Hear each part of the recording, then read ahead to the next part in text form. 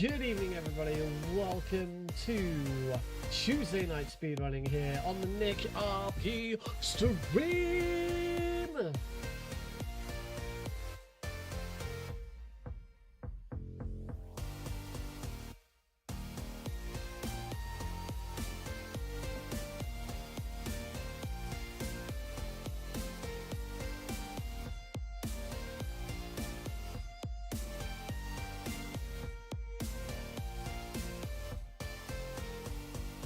Pushing my button, but it's not doing anything. Why you no change scene? Stream Deck, what are you doing? Why you no change scene? It doesn't want to change. We're stuck like this forever. This is it. This is the stream today, folks. I'm gonna stream to you. I'm gonna stream to you from 0 seconds on the starting screen whilst Spotify is still running. That's it. Show's over. Show never begun. Let's go turn my output gain up a little bit because my mic seems really quiet all of a sudden. I've done something. I don't know. I'm just gonna turn it right up. Have I fucked up my limiter or something? I don't know, I just can't seem to get... I don't know, you guys have to tell me how it sounds. Alright, I guess I'll do this manually then.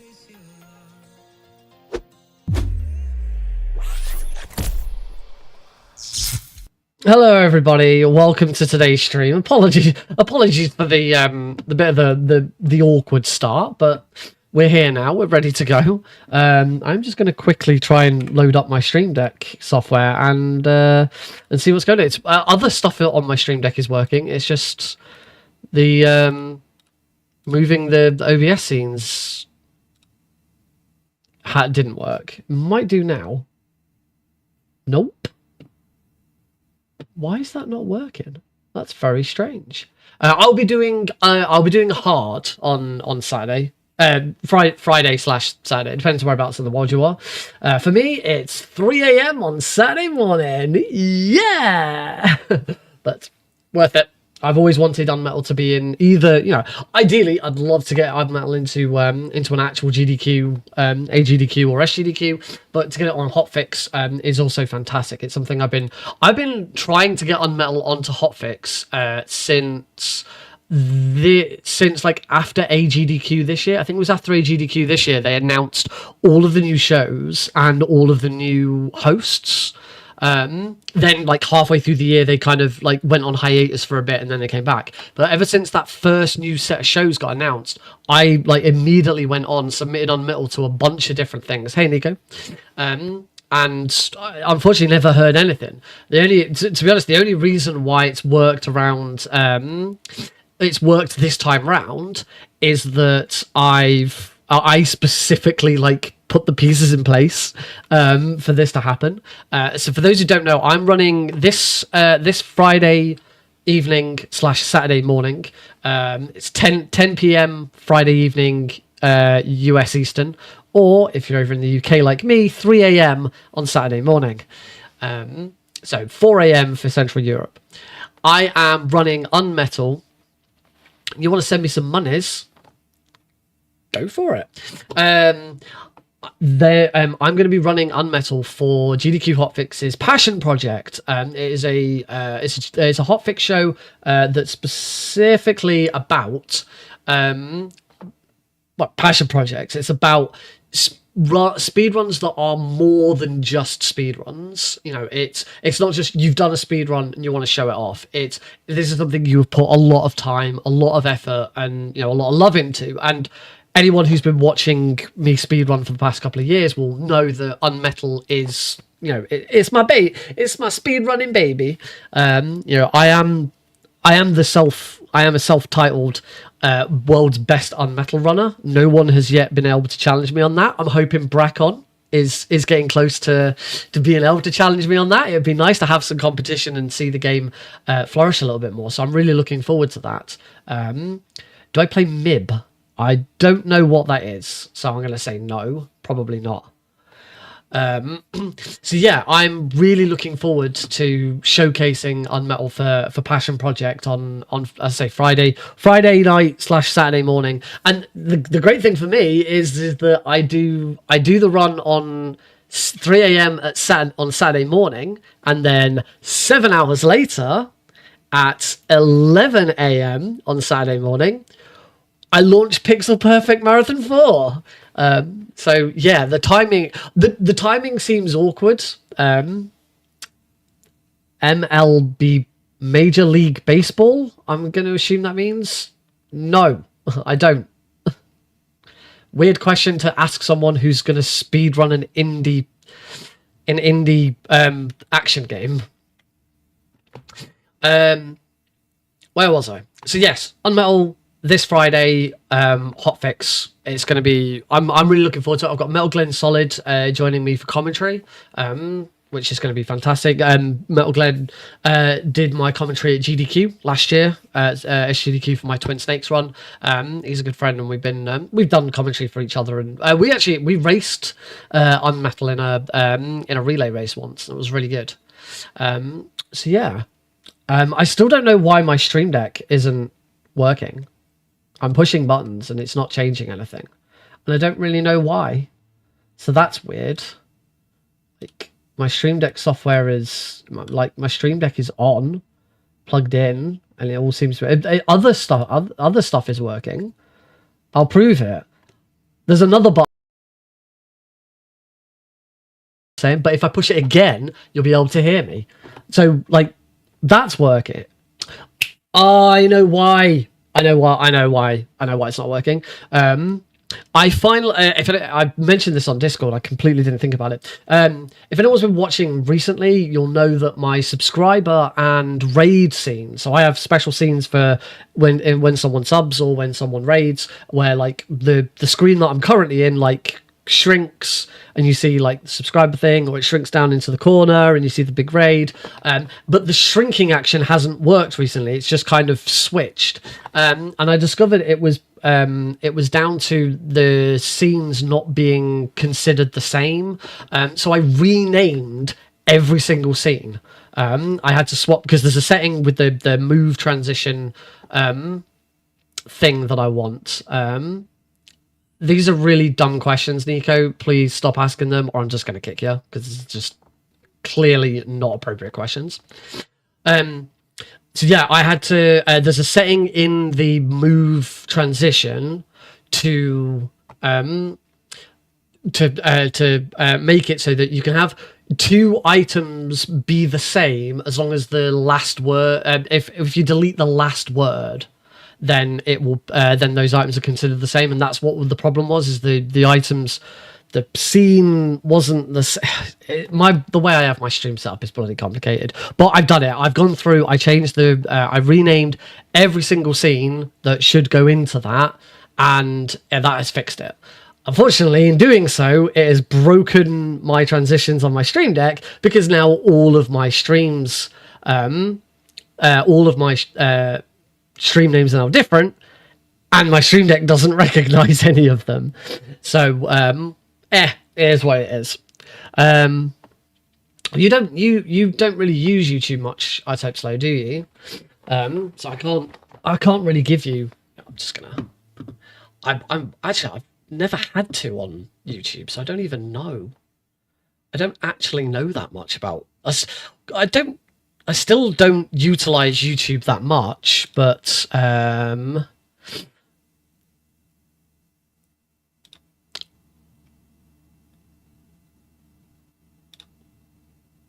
I can delete messages. That's not what I want to do.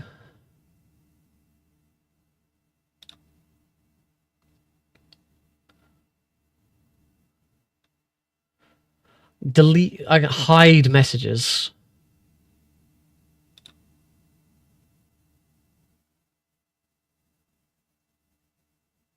I guess that'll do. I don't know. We'll see what happens with that. Yeah, it's something. I mean, we don't. I don't get. I don't get that many. I don't get that many viewers on YouTube compared to Twitch. It's the short stream that actually does pretty well. If you are watching on the short stream, hello. I've made up a very special UnMetal short stream. I've actually done some like photoshopping to put it into like a scene that works. I'll give everyone the link. So if you want to go and at least have a quick look to see what it is I'm talking about, there you go. Have a quick click on that, and you'll see what today's stream looks like in portrait mode. I'm really pleased with it. I think it looks really cool. It looks a bit. I should say it looks a bit odd now because I'm at the main menu. When I'm in game, there's a bit in the underneath the game that looks a bit off at the moment. It'll look correct when I start running. So anyway, on the subject of running, how about we do that? I was about to push my Stream Deck, but I'm gonna quit. You know what? I'm actually gonna quickly the 2 scenes that I desperately need today. I'm gonna change. Actually, I'm going to need to change break as well. Scene. Oh no, be right back is still the same. I only changed the. I just changed the order of the. I just changed the order of the names. So instead of it being stream this, it was this stream. Yeah, completely breaks everything apparently. Right. Let me just going to change the two major scenes that will be going to and from today. So that one is changed.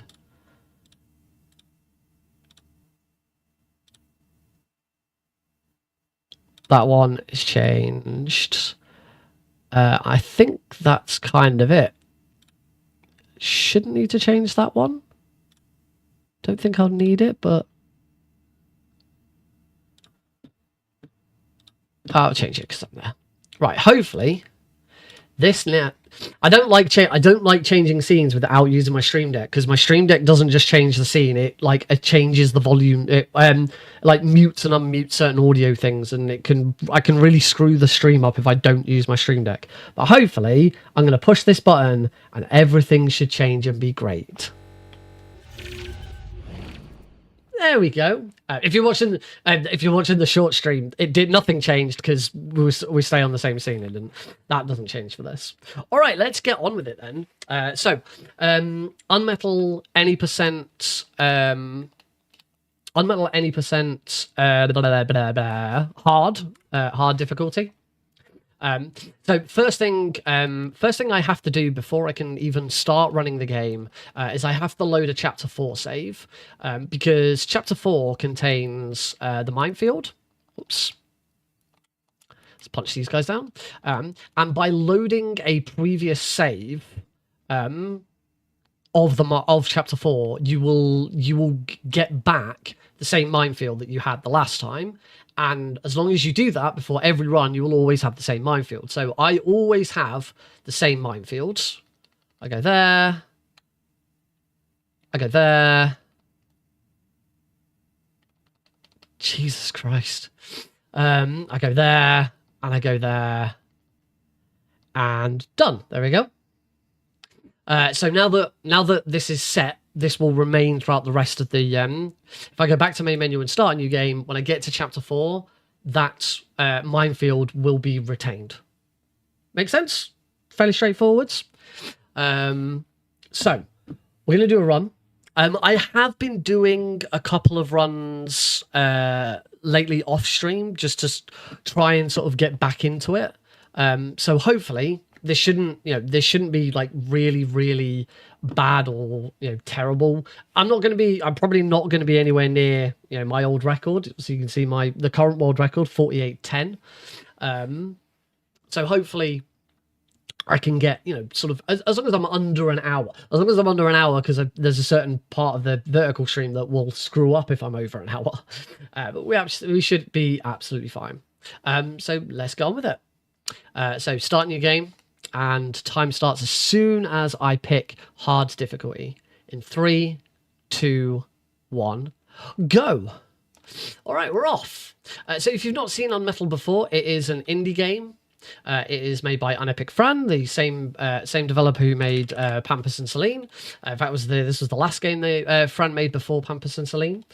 And it pays homage and kind of pokes fun at at Metal Gear and Metal Gear 2 Solid Snake. Notably, if you see any references to any other games in the Metal Gear series outside of those two, it's complete coincidence. Fran has never played Metal Gear Solid. He has only ever played Metal Gear and Metal Gear 2 Solid Snake. So we're going to use our first glitch of trick of the run, which is called save scumming. Well, that's what I call it anyway. And that is the action of reloading a save to cancel something out, to regain health. And we used it there to cancel the alert that I had. Punch there, distract this guard. Punch him. We need his radio. We're going to run in here because we also need 2 circuit boards. There we go, 1. I'm also going to grab a secret.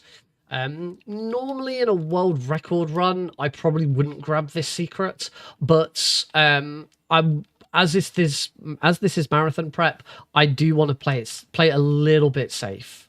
So just combine these 2 items. Combining items to make new items is a big part of the inventory system. So pop that there.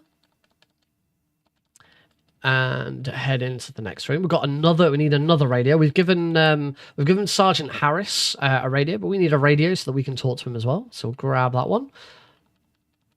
Don't need to worry about that, guards. Gonna combine those 2. So now I have an encrypted radio and we can talk to each other. Isn't that lovely? Grab an eye patch. The eye patch is going to turn into a deadly weapon. Gonna take that guard out before he can stop me. Whilst I'm here, I'll grab some depleted uranium balls. And take this guy out, because this guy has got the other half of the super amazing super weapon that we're going to now build. And that super weapon is, of course, a slingshot. Beautiful. Get some XP from this guy, why not? We are slowly approaching the first boss. Take these 2 guys out. And hopefully, I think I am going to be level 2 before the first boss. That guard's going to get me to level 2. I'm going to roll between there, try and avoid 1 hit. It is impossible on hard to avoid both hits here. You will always get hit. Take sprint as our first level upgrade, because running fast is obviously good in a speed run. Grab the rope. And now we're going to use save scumming again to re-heal, get all our health back. If you're bleeding out and you load a save, you will go back to whatever health you're at before you started bleeding out. This is our first boss, Grenade Guy.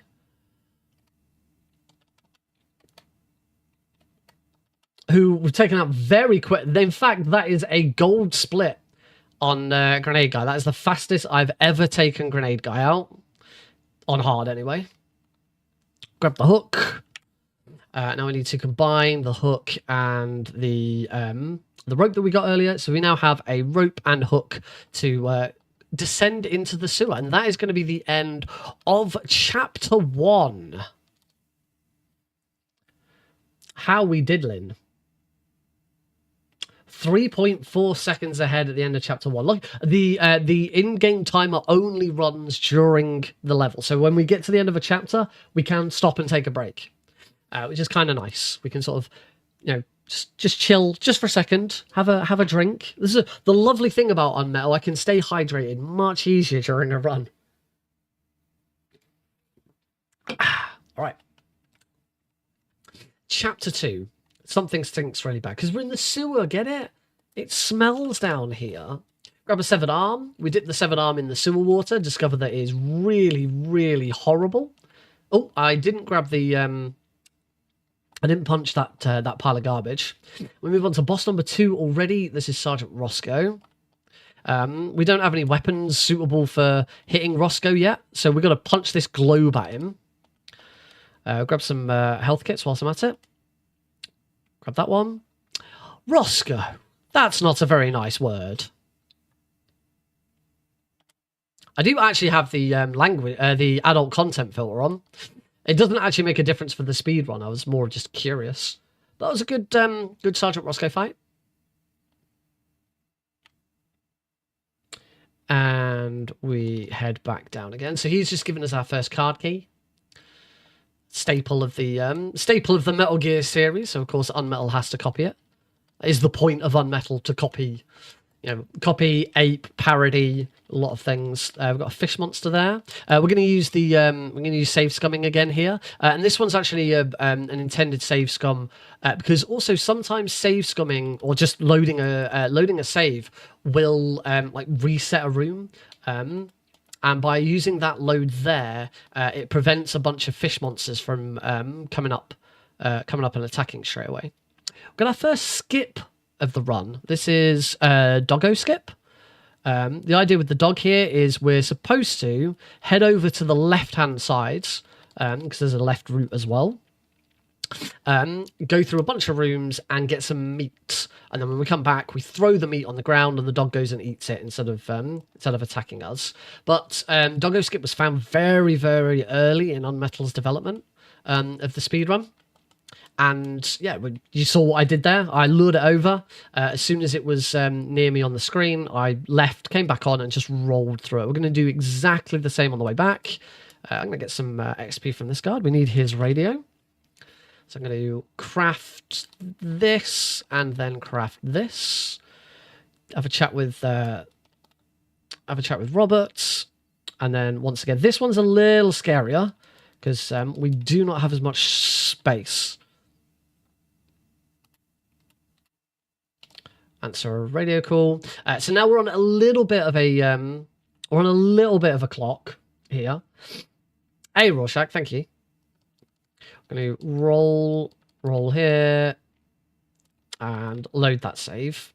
There we go. So yeah, any time where I am seemingly bleeding out, it's probably because I am awaiting the next save. That doesn't matter how you roll there. You almost always get hit by those fish monsters. I'm going to do a quick bit of maneuvering there. Oh, I didn't quite get up enough there so that I could get around that. I've got to be careful here. There we go. Before the fish monsters get to me.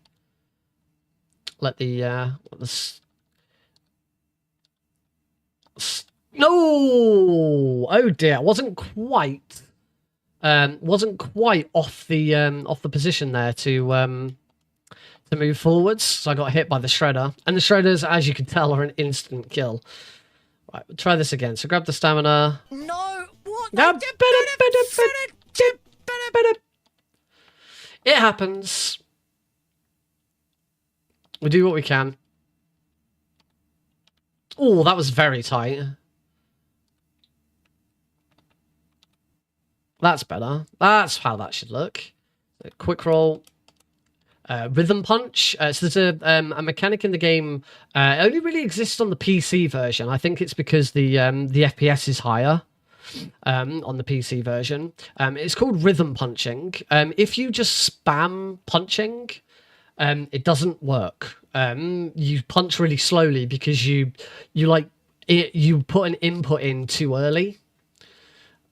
And then you have to repeat the input. It just doesn't work. The fastest way of punching is with rhythm punching. You have to punch at a certain pace. So instead of punch, punch, punch, it's a punch, punch, punch. Like that. So if I'd mashed, I wouldn't have punched that quickly. It's quite jarring when I then play this on Switch because rhythm punching isn't a thing. You just mash to get the fastest punch. Now getting our next weapon, which is the flamethrower. So we've got some petrol. We've got a broken flamethrower. A broken flamethrower is really helpful for making a flamethrower. Let's see how much power up with pride. Oh, they made loads. It was like a little over $4,000, I think. Oh, it might have been over 6K. I can't remember off the top of my head. I know it was like an impressive number of thousands of dollars.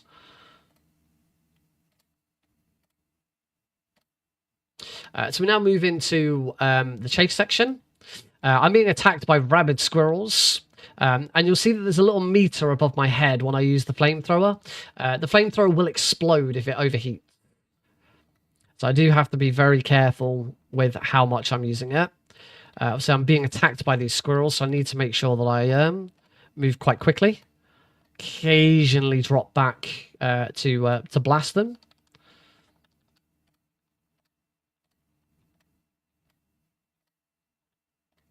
Oh, that was close. We're going to get another secret here.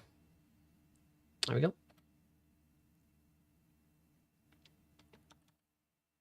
It's a fairly easy secret to get. We try and get as many secrets as possible. Particularly as this is marathon practice, I want to get as many secrets as possible, because for safety, for obvious reasons. We go into our next boss battle, Sewer Junk. Sewer Junk has a little bit of RNG. He may appear here to my left, and he is. This means he's now already moving into phase 2 of his fight. And unfortunately, I was a little bit overzealous with the flamethrower and it blew up. Just got to try that again. So here we go again. So completely random where he jumps up, except either his second or third rise. He'll rise on the left here. Always rises on the left here. I'm now going to start getting attacked by squirrels again. It's actually random how many squirrels you get as well. Sometimes you'll only get like 2 or 3, and sometimes you'll get loads. I don't actually know if there's anything that dictates it, or if it is just random.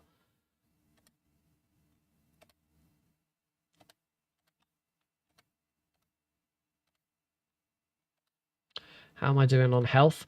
So I'm also trying to set up a trick called Flamethrower Skip. I'm a little far off. No, I've already messed up Flamethrower Skip, so I'm not going to try it. So you now get into this position where the flamethrower breaks apart, and there we go. That was, to be honest, the amount of damage I had left to do to him. That was pretty good.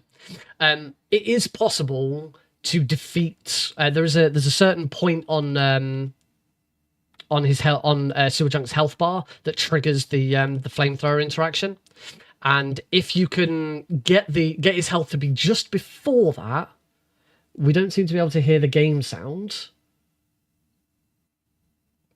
That, you sure? Hang on, let me just realize we're just at here.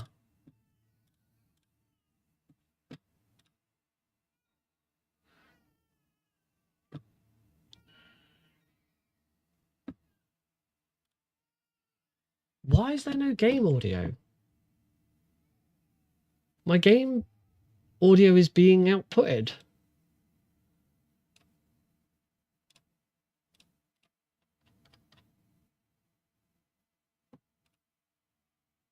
Like, I can see it coming up, unless it's too quiet.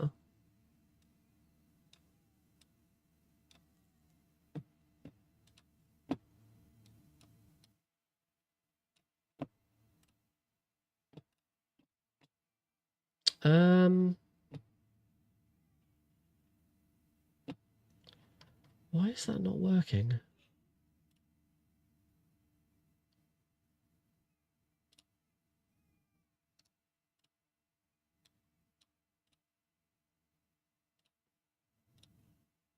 Sorry about this, folks. I have no idea why my game audio wouldn't be going out.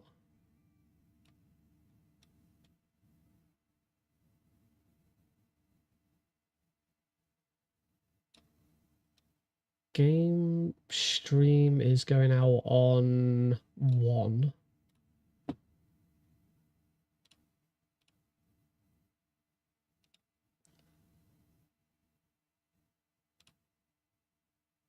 Streaming audio track 1.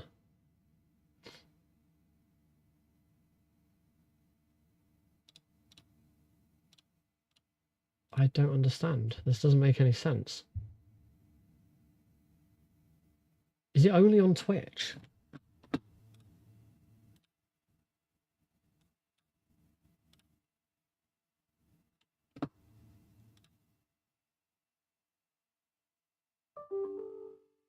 No, it appears to be on YouTube as well. Why the heck is OBS not outputting my audio?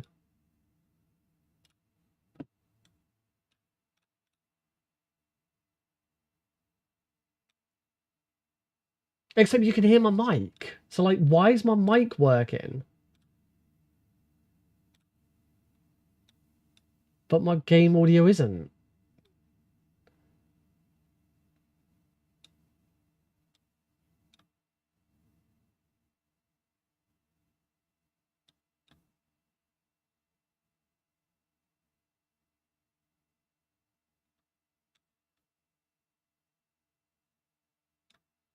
Just gonna add my game stream audio to the same outputs that my mic's on, but that shouldn't make any difference. Twitch can only pick up one stream of audio. What the hell is going on?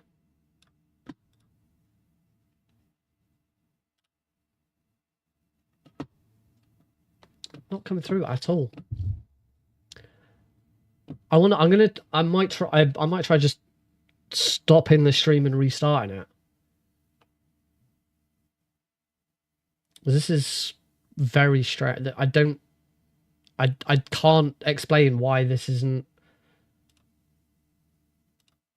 working.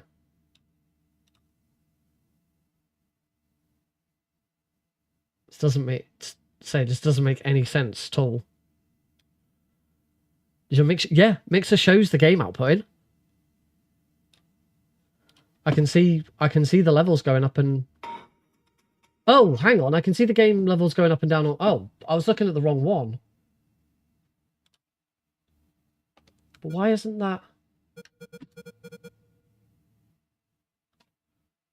How the heck does... I don't understand why that has only got picked up by... I have two different recording streams for audio. I have one for if I'm recording locally and one for streaming. I don't understand how one of them could have been picked up and the other one couldn't. That doesn't make any sense. And I'm sure I was seeing it go up and down. All right, we're fine. It's done. I fixed it. I can hear myself back because I'm still listening to Twitch. We can now continue. I hope that's now not too... I'm going to turn that down a bit because that looks a little bit loud. All right, we'll carry on. Apologies for that, folks. But at least we're sorted now. We move into Chapter 3, in the Lion's Den. We get a nice bit of free XP from this guard here. And we level up to level 3. We're going to take our next upgrade, Healing. Just allows me to heal a lot quicker. I'm going to go and grab another one of these. These are potties, and they act as portable save points. We're going to grab 3 of them in the run, because it's just a little bit safer to take them than it is to leave them behind. I'm going to take this guard out. Don't need his item. Move to here. Oh, these guards are in a nice position. This is one of the things that makes UnMetal so interesting, is that the guards' positions in each room are randomized. So you have to, and I say randomized, it's like there's several different patrols that they could be on. So whenever you enter a room, and the cycle starts in various places. So whenever you enter a new room, you never know exactly what you're going to get. You have to think on the fly about, like, how am I going to take these guards out? In any percent, it's kind of interesting, but it really ramps up in perfect and unperfect, where you have to get perfect XP as well. So right now I'm ahead on levels anyway, so I don't really need to worry. I'm gonna ignore that guy. We'll come back for him.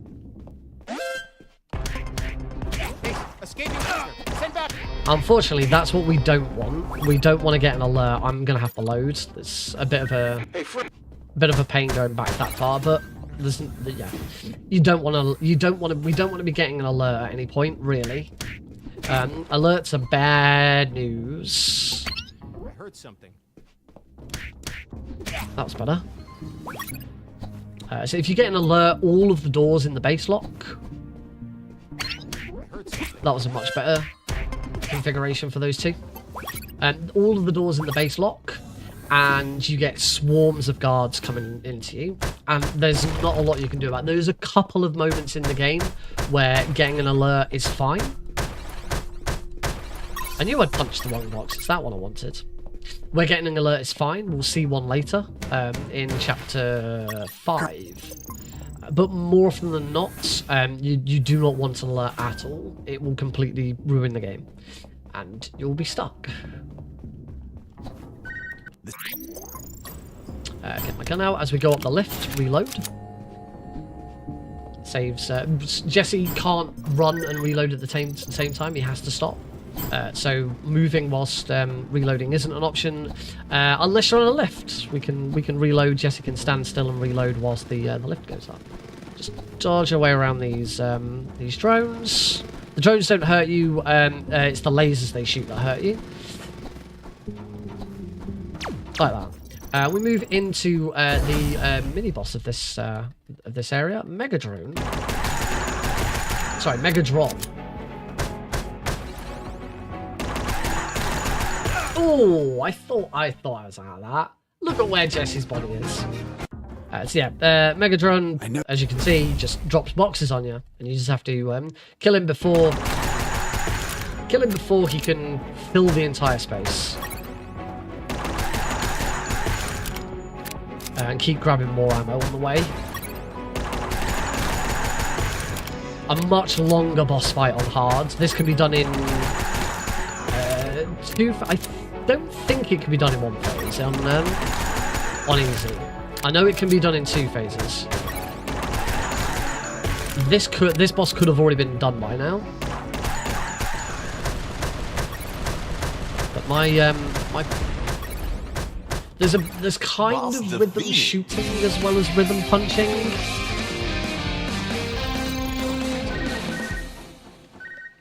This is Jesse. Sorry, I'm trying to turn the game audio down a little bit. So I recognise that was a little bit loud. So now we need a way to non-violently take out the guards. I don't know why I called the colonel there. We're gonna make some chloroform. Chloroform, of course. 1 part chlora, 1 part form, and that's how you make chloroform. That's simple high school science. Like, if you didn't know that, go back to school. Everybody knows that's how you make chloroform. Also, if you mix sodium and water, you explode. There is an achievement for that. If you're doing an all achievements run, it's the 1 necessary death in the run to mix. Oh, I got shot. That's okay. There'll be a save scum shortly. Yeah, there's one intended death in an all achievements run, and that is to die by mixing chemicals. Put on the suit that I grabbed. There you go. There's the save scum. So this is the thermal suit. It hides Jesse's thermal image. So we're all human beings. We all have a thermal image because we're all hot. We're warm-blooded. And allows him to hide from these detectors. The detectors point out at a 45-degree angle. So anything within them, sort of think like a security camera. On easy, you see the area that they can see. On medium, you see the area they can see only whilst you're wearing the thermal suit. On hard, you don't see them at all. Luckily, I know exactly where they are because I've done this run plenty of times.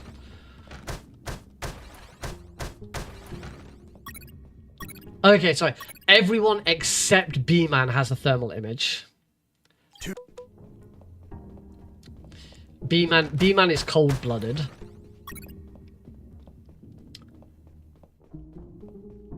Isn't listing a game? Oh.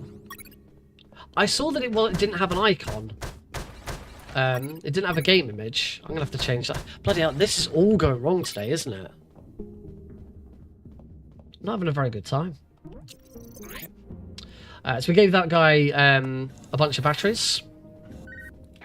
So that he could get rid of the laser grid for me. And then we used an intended warp there. If Jesse uses the chloroform on himself, he smells it and falls asleep. He goes into a dream state, but whilst he's in that dream, he gets arrested and moves to that area. And that is much quicker than doing a big old backtrack. We're now going to put the chloroform together with a handkerchief that we picked up in the third room of the run. I picked that up. Oh, I forgot to reload. Whoops. Oh, I'm going to have to reload in the next fight anyway. Into here. Go back out again. In fact, I might reload now. We're going to our next fight against Lieutenant Marcus. So, I'm going to shoot those guys. Ow!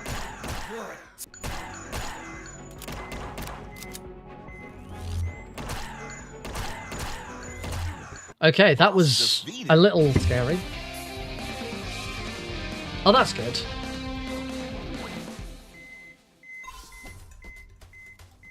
B-Man did build a rather comprehensive auto splitter and ASL viewer for this. You should see what he did with Unperfect. Some really cool stuff in there. Right, we move into chapter 4. I'm going to ignore that guard there. I only need 1 more XP to hit level 4, and I like to be level 4 before we go into the minefields. And there is 1 XP that I'm going to be able to get as we go into chapter 4. Oh, I was going to, damn it, I was going to pick that up. We'll take the time loss. This is only run number 1. Category UnMetal. There we go. There we go. That took all of 2 seconds. Again, safety. We're going to grab a secret. This isn't too far out of the way to grab. Ignore those guards. We don't need to worry about them. Inform the game that the dogs can smell us. It's very important that we say smell, because them being able to hear us is even worse. Take out these 2 guards. That's going to be level 4. And we are now playing a game. And at level 4, we take Rolling Thunder. So cooldown between rolls is halved, which is really useful for the minefield. Unless I do that, of course. Oh, as soon as I change to that, it then gives everyone a warning about this being a mature game. I have the adult content switched off. There we go. So you may be wondering about rolling, because sometimes I roll and sometimes I don't. There is a reason for that. As soon as you take sprint, which is what we take at level 1, you run faster. And Jesse's order of how quickly he moves is with sprint, and there are no enemies in the room, he is at his fastest. So if in a room with no enemies, I just run. So as you can see right now, I'm just running. I'm not sprinting. I don't think it's rated M. I've got the I can't see on the. I've got the deluxe edition for the Switch, which should have an age rating on it. I'll have to have a look at the end. Remind me at the end of the chapter, whilst we're on a break. So yeah, right now, whilst there's no enemies in the room, I just run around, and that is the fastest movement speed for Jesse. If there are enemies in the room, then rolling is quicker, and enemies counts as anything that could be, that could hurt you. So the mines in the minefield count as enemies. These things, obviously, are enemies. Ow. I want to try not to take too much damage. So now, rolling through the jungle. And casually in the game, you would be given a compass. Well, I say given. You construct a compass to navigate around. If I go in the wrong screen here, then I go straight back to the body that we saw on the floor, the skeleton. But it's always the same route. There's no randomness with the route. So I know the route. I'm going to heal now. For some reason, if you start healing, you may have... Actually, there's something else to point out. You may have noticed that healing in this game doesn't quite work as you'd expect. When you heal in this game, when you use a health pack, it doesn't heal you back to full. What was I going to do? Oh yeah, I was going to check what the age rating of UnMetal... I mean, this is the UK or European age rating, at least. 16 is my copy. Now I know America has a bit stricter rules when it comes to age ratings. Anyway, we're going to the barracks, and did a very, very important thing there. That was not a alert that I got was not a mistake. This area is nasty, and it casually and on like perfect and unperfect, this takes a very long time.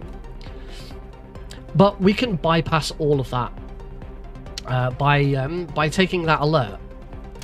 I'm gonna just punch him. I want to get into this room. So I said before that if you get an alert, then every door in the area locks, and you can't progress any further. The exception is if you get spotted by a guard, but then move off the screen before that guard has the chance to call in the alert. Now I'm under an alert, but I don't need to get through a door. Then you don't actually get the full alert. You just remain on caution, and none of the doors close. Hide as much as you want. So this is Machine Mike. He has a very, very aggressive machine gun. And that's Machine Mike dead. Boss defeated. T for America. Yeah, that makes sense. So that's a really good Machine Mike fight. Machine Mike's a bit upset, so he goes and pops in a tank. And this is Splash Mike. I'm going to use my grenades to destroy some of these boxes. Get me some more rockets. Going to hide here, grab another rocket. Make sure he starts. There we go. Make sure he doesn't shoot. Had to be very careful there.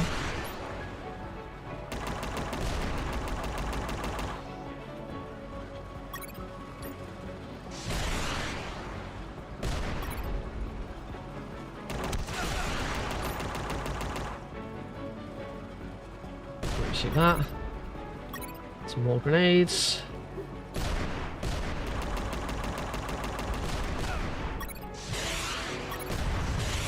Whoops! I wasn't supposed to shoot both. Oh, there's some rocket. There's a spare rocket there. A little bit slow. The route that I took to do all of that wasn't quite optimal. I actually got a gold split on that yesterday. I don't quite know what I did to deserve it, but I got it. So moving to chapter 6, engineering problems. I'm going to heal whilst I've got the opportunity. Got a call. Need my grenades out. So we're in the back of a truck. We're just waiting for that truck to park up. And we can get out. I'm going to throw a grenade there. Let's grab a bunch of grenades and medkits. Engineering problems doesn't have any traditional guards. Instead, it has some engineers. And these engineers are at these little consoles which controls this saw. So I have to blow them all up with grenades. But one thing that Jesse first said when he got his gun was that he's not a killer. He's not a mercenary. He's not a trained killer, and he won't let anyone die. That's why after the fight with Lieutenant Marcuson earlier, I had to heal everyone, because we're not allowed to kill anyone in this run. If anyone is starting to die, they will slowly bleed out. And it is my job to go and heal them before that can happen.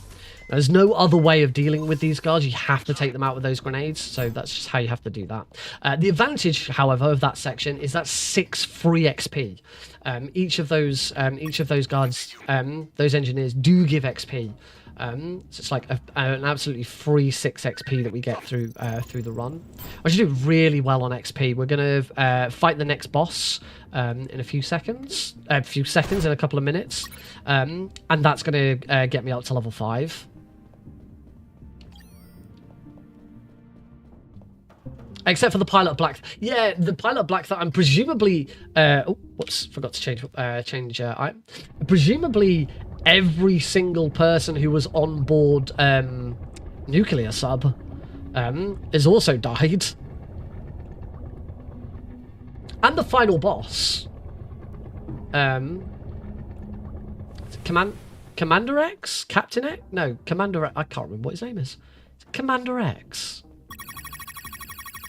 23 of those should be fine.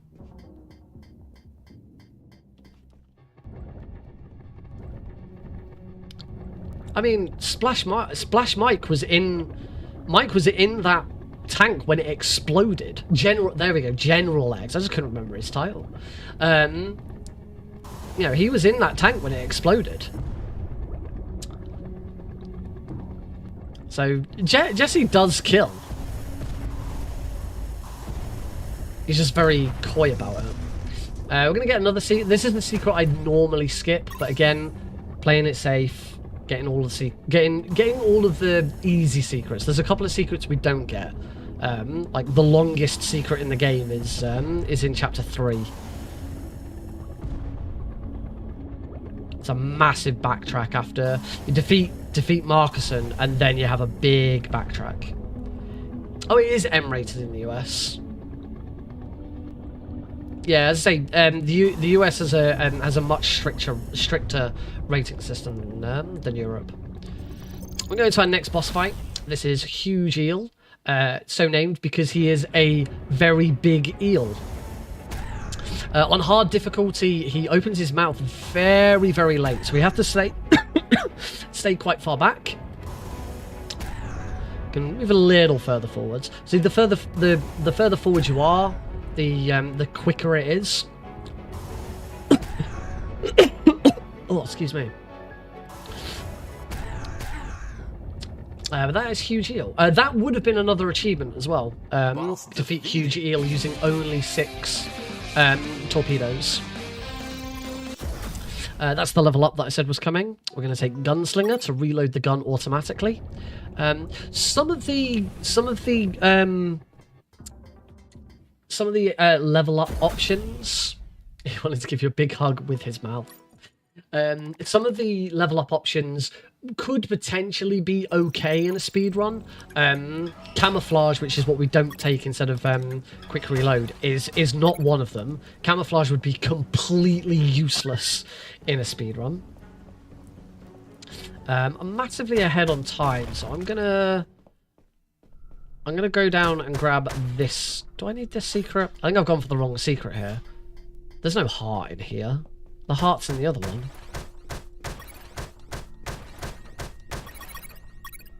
Yeah, I didn't need to get that secret. I've gone for the wrong secret, but also I think I've got 2 missiles, so I don't even need it anyway. That was a bit dumb. Oh well. Grab some monies. And you know what? I'm gonna use a potty here to wait for. Need to open this. I had to wait for the boat to come. If you just go and open that straight away, the boat will turn up and it will just kill you. I don't need to grab any other grenades. Punch this here. There we go. Take both of them out. Didn't matter, they only got XP from one of them. Take out both of them. Again, didn't get XP from either of them, but it doesn't matter. I'm nice. I'm in a nice position with XP, so I don't need to worry. Grenades. Chat to this guy here. Buy the boat for $50 million. Unfortunately, the boat sinks. It gets struck by lightning, sinks. We don't get our money back, and we can't leave. So instead, we move on. I've got 6. Okay, I've got 6 grenades. That's fine. Just gonna wait here. In fact, whilst I wait here, there's a first aid kit to grab. More grenades. I've got enough grenades now. I'm going to use another potty here just for safety. Oh, you can't use it. Okay, I'll use it there then. That's because the boat turns up on this screen. And shoots. So we're now going to fight Nuclear Sub. This is the hardest boss in the game. So I'm going to concentrate.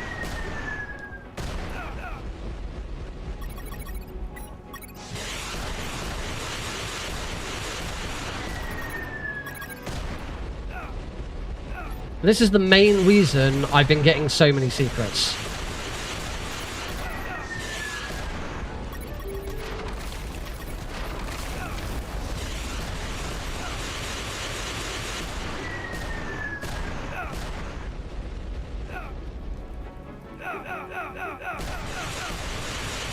No, I'm out of grenades! No! This is not Metal Gear. This is UnMetal, which is an indie parody / homage to Metal Gear. Oh, did that hit? Or did I miss? I know I hit it good. Yeah, we can do a very cheeky early shot on that. So, hardest boss in the game, this. Not a huge surprise that I took a death. Because these...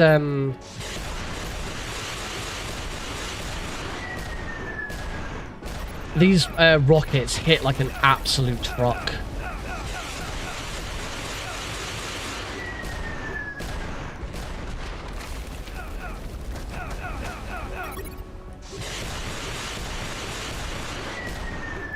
There we go, done. Can I get one more rocket? Yes, I can get one more rocket. Ooh. This is running on PC, but the game is also available on PS4, Xbox One, and Switch. I do own the Switch version and the Xbox One version. I've never played the PlayStation version, so the Switch version's okay. It runs all right. Oh, that guy's gonna... I'm gonna take him out. There we go. Deal with it. So I grabbed some fuel a second ago. We get asked what is missing from this boat. We say that it's missing fuel, so that we can put fuel in it. You can also say it's missing string, but it's quicker to say fuel and get the fuel. And now we fight Black Thunder. Black Thunder is an interesting boss, because Black Thunder is not random. Black Thunder is completely set in how it moves and attacks. What is random is the layout of the river. Obviously, I'm moving around the river to make sure I don't get hit by the... I don't run into the stones or anything like that. An Android version of this would be really good, actually. That's a really good shout. Because it's not overly complicated. This could probably run on Android quite well. There is also a Vita version of the game. If you've got a PlayStation Vita, it's almost impossible to get hold of. Because it was never released digitally on Vita. It was only released as a physical edition, and not many copies were made of the Vita version. But it's worth noting the Vita version came out first, and the game has had so many quality of life updates since the Vita version. I am intending to run the Vita version at some point, but easy is just hard. I think the easiest difficulty on Vita is harder than hard on PC. Fran is known for making notoriously difficult games. So chapter 8, we get a bit of a after a very, very hectic chapter 7, we get a bit of a break with chapter 8. This one really slows things down, and at first when speedrunners were tackling this, everyone hated this level because it's really slow, there's not a lot you can do, and then I discovered that load. So in the base ahead of us, there's going to be a bunch of cameras, and I need to avoid being captured by any of those cameras. It's an instant game over in this level if I get caught by a camera. Because Jesse, you may have sort of picked up that Jesse is telling the story of what happened to him to his girlfriend, and as part of that story he says that he was so stealthy that he never got caught once. Oh, excuse me. And so as a result of that, if I get caught in this section, we get an instant game over. Because Jesse is bragging. Yes, you cannot see the camera's field of vision on hard. On easy, you can see the camera's field of vision. On medium difficulty, you can only see the camera's field of vision whilst you are wearing sunglasses. Move into this room here. So we're on... that load that I did, by the way, has put everything on a very particular cycle, so that every single camera is in exactly the right position for me to be able to just move straight through. You'll notice I barely had to wait for any cameras to move, and that's what that load, just after getting to the fence, was all about. 5, 6, 7, 8, 9, 10, 11, 12. I'm going to grab 12 of these. Again, you see the camera is already in the right position. So now we've got the electromagnetic grenades, so we can start using these to take cameras out. That reload does work. That reload works for every difficulty, yes. I'm going to skip I'm going to skip a secret. There's a secret behind that tree. But it takes a little bit of time. It also replenishes all of your... or it can replenish a lot of your electromagnetic grenades. But we're going to... Because we're on hard, we're going to be forced to do that in the next area anyway. So don't worry about it. If I throw... There we go. You can just get past that camera. Although it hasn't really made much difference because of the way the cameras work in here. So we have like a puzzle boss here. In this area, Fran wanted to make a boss that was more like a puzzle of how you get through this door. Casually, this door is trial and error. And the way that we've got through it is the guard on the other side wants pizza, and we check out a discarded box of pizza to see what his favourite pizza topping is, which was pepperoni, and then we use a fire extinguisher on the pizza to make it look like it's hot and steamy, so he thinks it's another pizza delivery. Bit of sort of Monkey Island style thought process there. There we go. Oh yeah, that's that reload trick is huge, saves an awful amount of time. We get the option of what kind of guards we want to deal with in here. I am a huge advocate that you must always take Scandinavian. There are runners who will on hard. You must take Scandinavian. There is no ifs or buts or arguments. You take Scandinavian on hard. If you take exterminators on hard, they will kill you. The exterminator guards shoot a lot faster. I'm going to run into here, replenish, back up to... actually, I think I can carry 13. No, I can't. I can only carry 12. I can carry 13 because I picked up an extra grenade slot. The Scandinavian guards they shoot the same as normal guards. It's just they're really beefy. I can't punch them out, and shooting them takes a couple of attempts. So yeah, they're just really beefy guards. I'm good. We've got to save scum there. Summarize. Need to heal that guy. And now I'm going to go and save the game normally because this is going to replenish all of my potties from earlier. This is a little extra save that I've been doing. Grab an extra first aid kit. These scientists are classed as enemies. Before we move into here, I want to use a potty because this is the red room skip. The red room skip, again, another trick that was found relatively early on, is possible on hard. So this room is filled with radiation. As you can see, my health is very quickly going down. But we picked up a special item called the blood bag. Unlike normal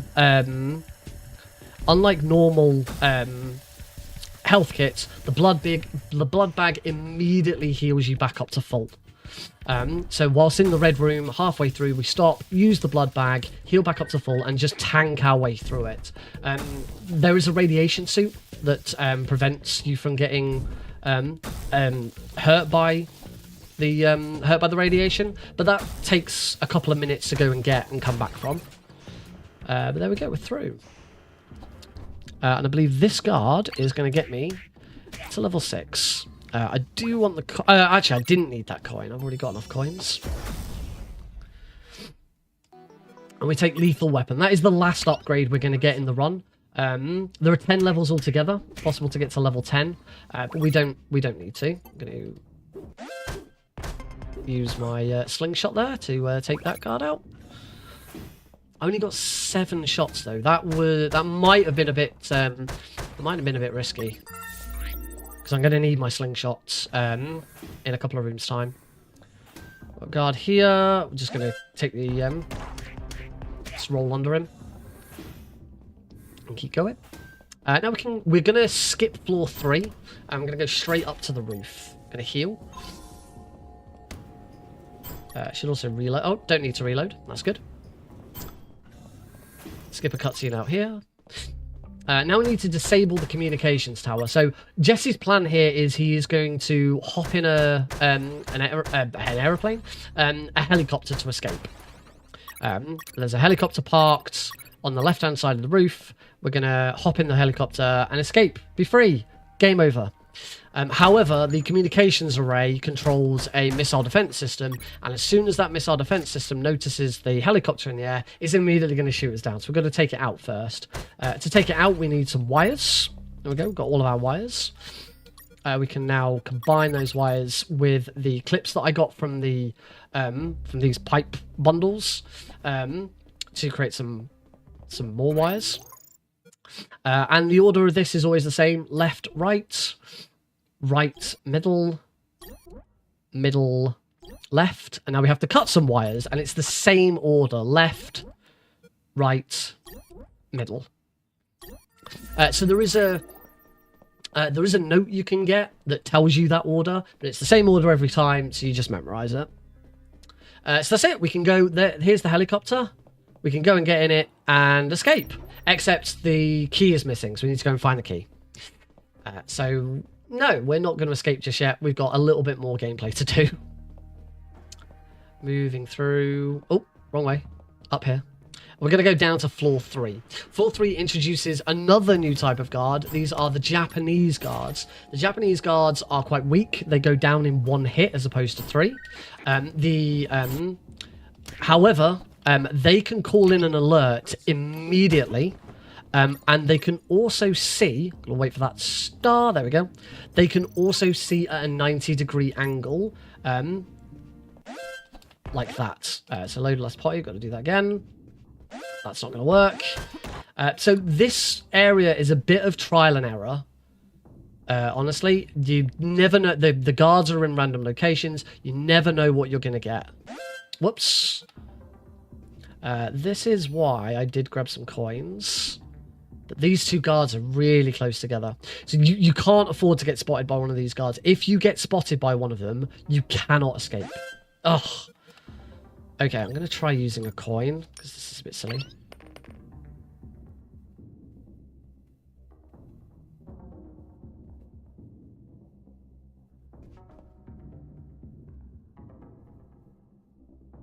I think I've just got to wait. These two guards are in really horrible places.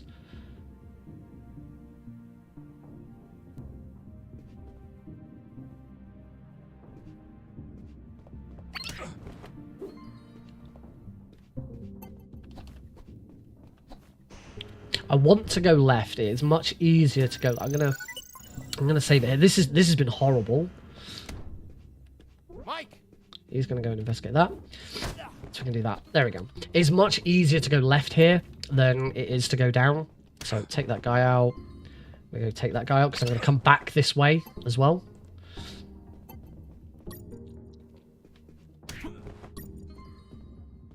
Need to wait for that guard to come over.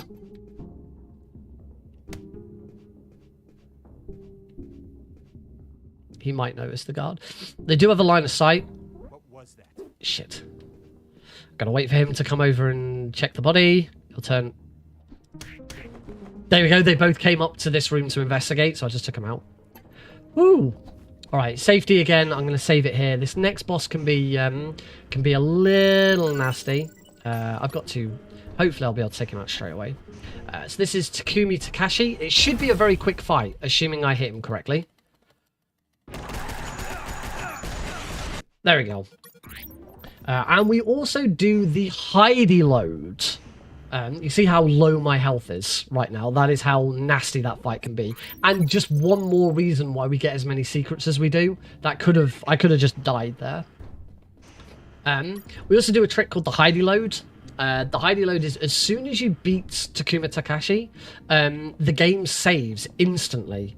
That doesn't normally happen with bosses. Usually there is a save after the boss has died and the is over. In fact, most bosses don't even have a save there. The save comes like in the next room or something. I desperately need to heal up. However, Takuma is the exception. For some reason, he instantly saves. And so, oh dear, I'm gonna die. I'm gonna have to heal in here. And so as soon as that load happens, as soon as that save happens, we can instantly load it to skip the rest of the boss defeated animation. The reason that's called the Heidi load is I found it, but I found it whilst teaching Heidi, my wife Heidi, hi Heidi, to run the game. And as a result, we called it the Heidi load. We're now in the basement, which is a big labyrinth.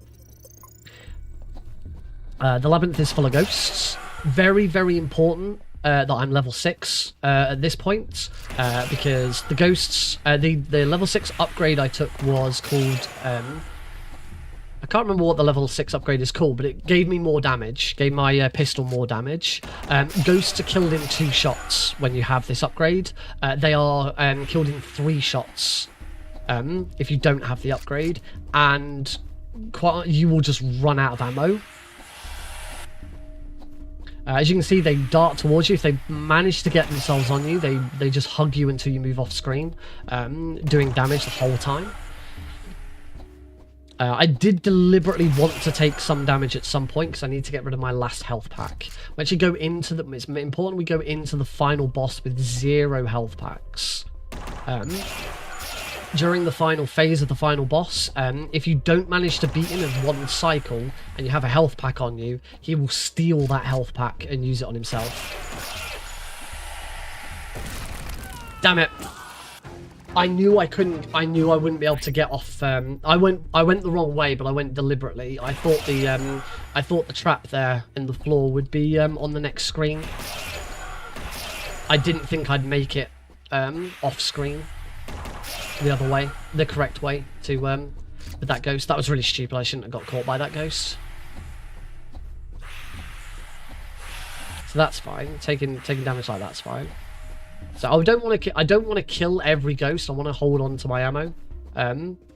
The pistol is the main weapon that's used during the final boss. So I really want to make sure I'm not using up all of my pistol ammo. Oh crap! I'm dedicated. Oh wow, this is so dumb. Should not be taking these deaths.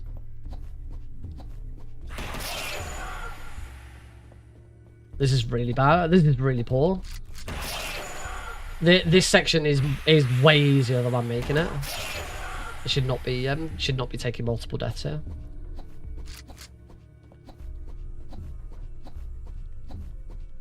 Take some damage. Taking some damage is absolutely fine. I want to take some damage so that I'm forced to use my health pack. Just wait for them to move slightly. It's worth noting you have to have the thermal goggles to come down here. If you don't have the thermal goggles, the guy who's at the entrance of the labyrinth won't let you pass. Fran did talk about in an update possibly making the thermal goggles optional and making the play so the player can do it in the dark if they want. I'm glad he hasn't, because that would massively alter the timing of the speedrun, and it means any run before that patch is worthless now. Well, not worthless, but you know what I mean. Suboptimal. There we go. We are now at the end. That was pretty poor. Oof. So we go into the final stage of the game.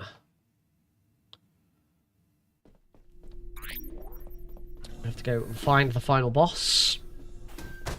Before that, we're going to make some C4. Make C4, we get 4 lots of C1 and combine them together to make C4, because that's how you make C4. Right? Again, just like earlier, this simple high school science stuff. Everyone knows this. C1 number 2. The reason we want the C4 is we're going to plant it on that big tanker there, so that we've got an ace up our sleeve. So another C4 there. Sorry, another C1 there. So that's 4 C4. We could also do with a timer. So we grab this wristwatch. The wristwatch was available earlier on in the game, but we didn't pick it up. If I recall correctly, if you use the wristwatch, the speedrun timer in the bottom corner is replaced with the actual time. Go into the red room. There is General X. We blow up the area and kill everyone. and we start heading towards the final boss. We've got a few guards that come here. These are mandatory alerts. So we just stand at the edge of the screen and kick them. On the easy difficulty, there used to be a trick called... I can't remember what we called it. Usually one guard gets past you there, and that's absolutely fine. In fact, that's quicker to have that guard just wait there.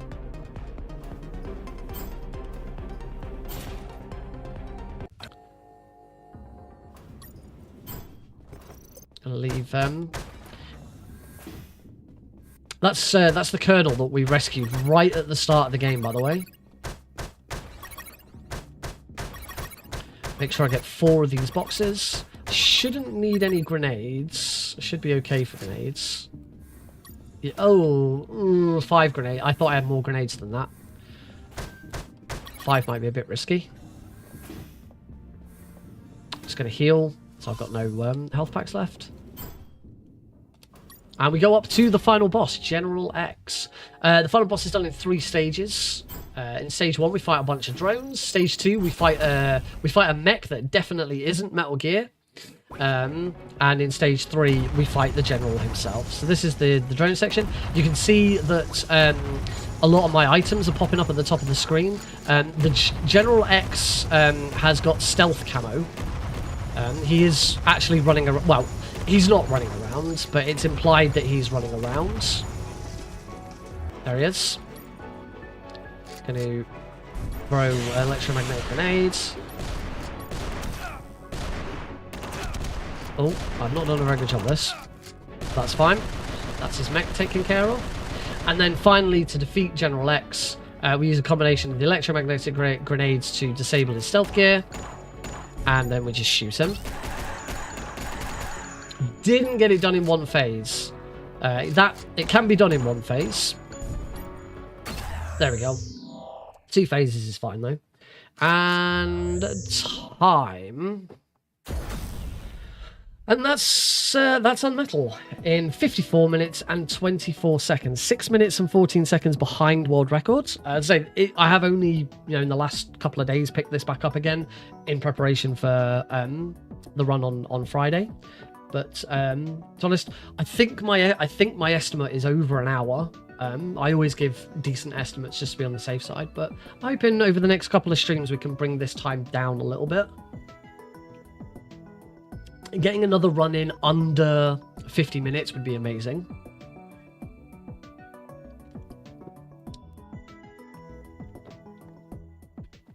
Yeah, a lot of mistakes in that run. So hopefully we can get rid of some of them. There is a little epilogue. And now we're back at the main menu. We have to convince Colonel Harris that we should be the ones to... let's see you later, I was say. That we should be the ones to take the helicopter into enemy territory. We convince him by knocking him out and dumping him so that we fly off and get shot down, and that in turn starts the story. So yeah, that was run number 1. We're going to be doing probably 3. I could probably get 3 runs of this in. It's the advantage of running a game that's under an hour. We can get like 3 runs of it in, as opposed to Metal Gear Solid 3, which is an hour and 45 minutes, so I can just about get 2 runs in. But we are going to take a break in between each run. So yeah, we're going to take a break. I will see you all in a few minutes. Go get yourselves a top up of your drink. It's very warm at the moment. I might turn my lights down slightly. But yeah, see you all in a few minutes.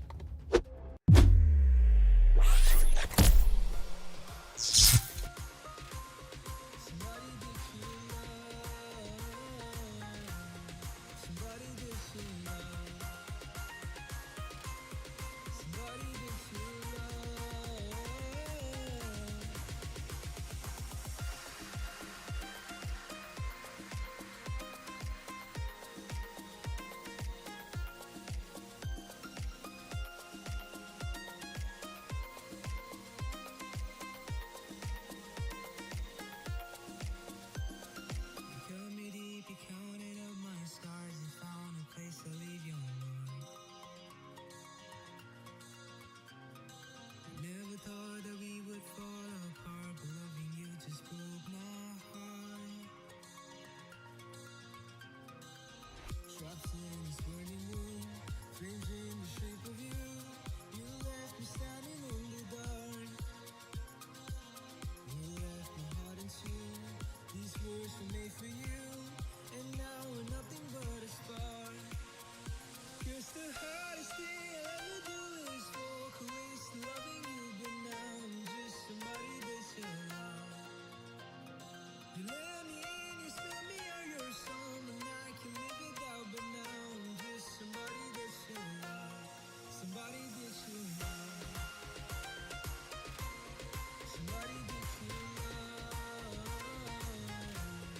Somebody that you love. Somebody that you love.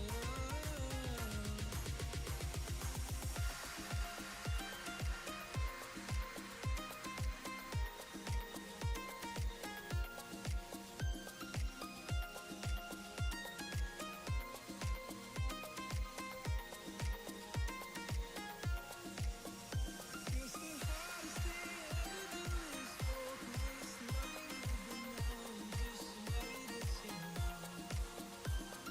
You let me in, you spell me out, you're someone I can live without, but now I'm just somebody that you love. Somebody that you love.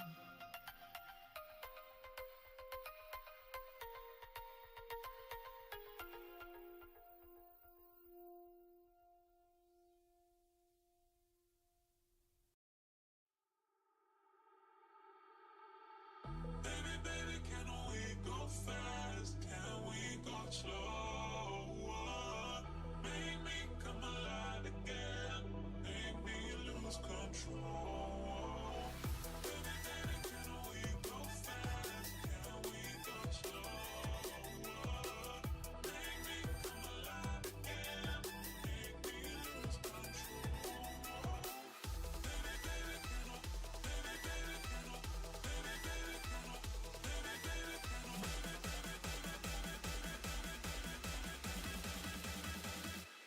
We go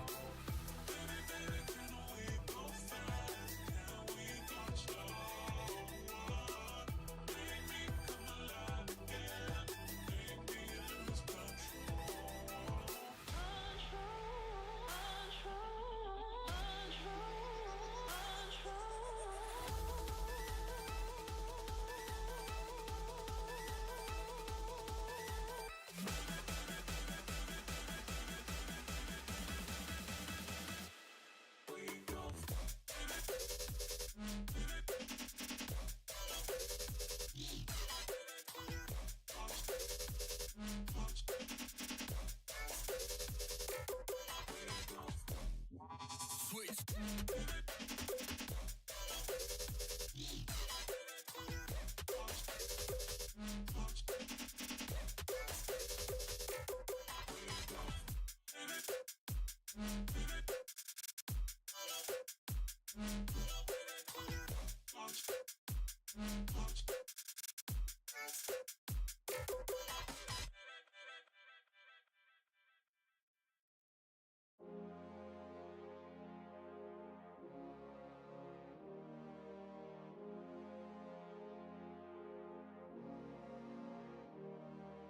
I saw a future in you, one with you and me.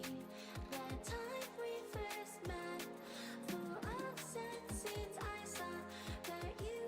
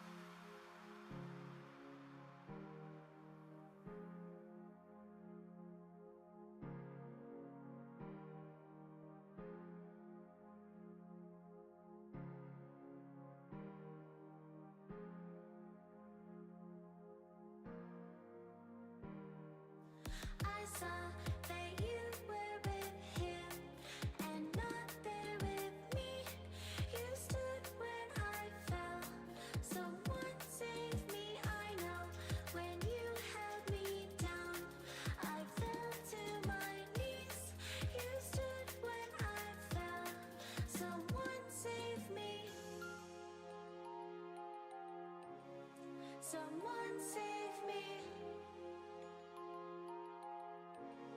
Someone save me. For lies and sins.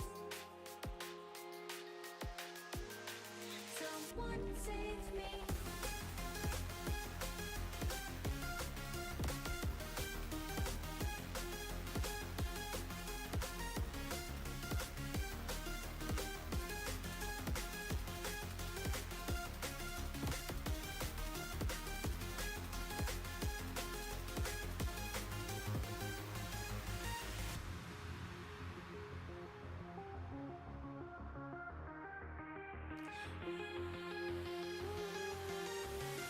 Someone save me.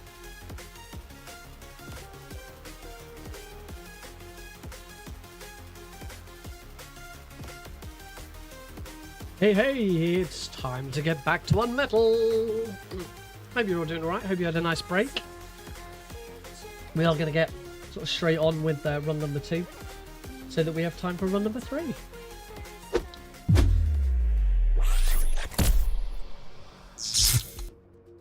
Welcome back, everybody. I hope you had a nice break. Right, let's get to it. Run number 2. Hopefully, this one can be a little closer. I think for hard, I think I've gone under 50 minutes twice. I'm pretty sure it's not just the world record. I'm pretty sure I got it one more time, but I've just never beaten 48:10. Talking of world records, one of the things that I want to do after this run on Friday, because I'm kind of back into UnMetal at the moment, is I want to have a crack at easy again, because the current world record for easy is a little over 40 minutes. Brackon, who's been here in the chat, has been developing the machine mic skip a little better.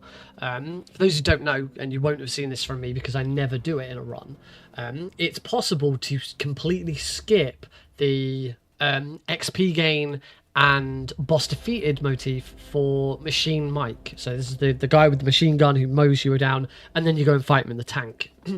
It has always been a really risky trick, because if it's done wrong, it soft locks the game. You then have to load a save and redo it.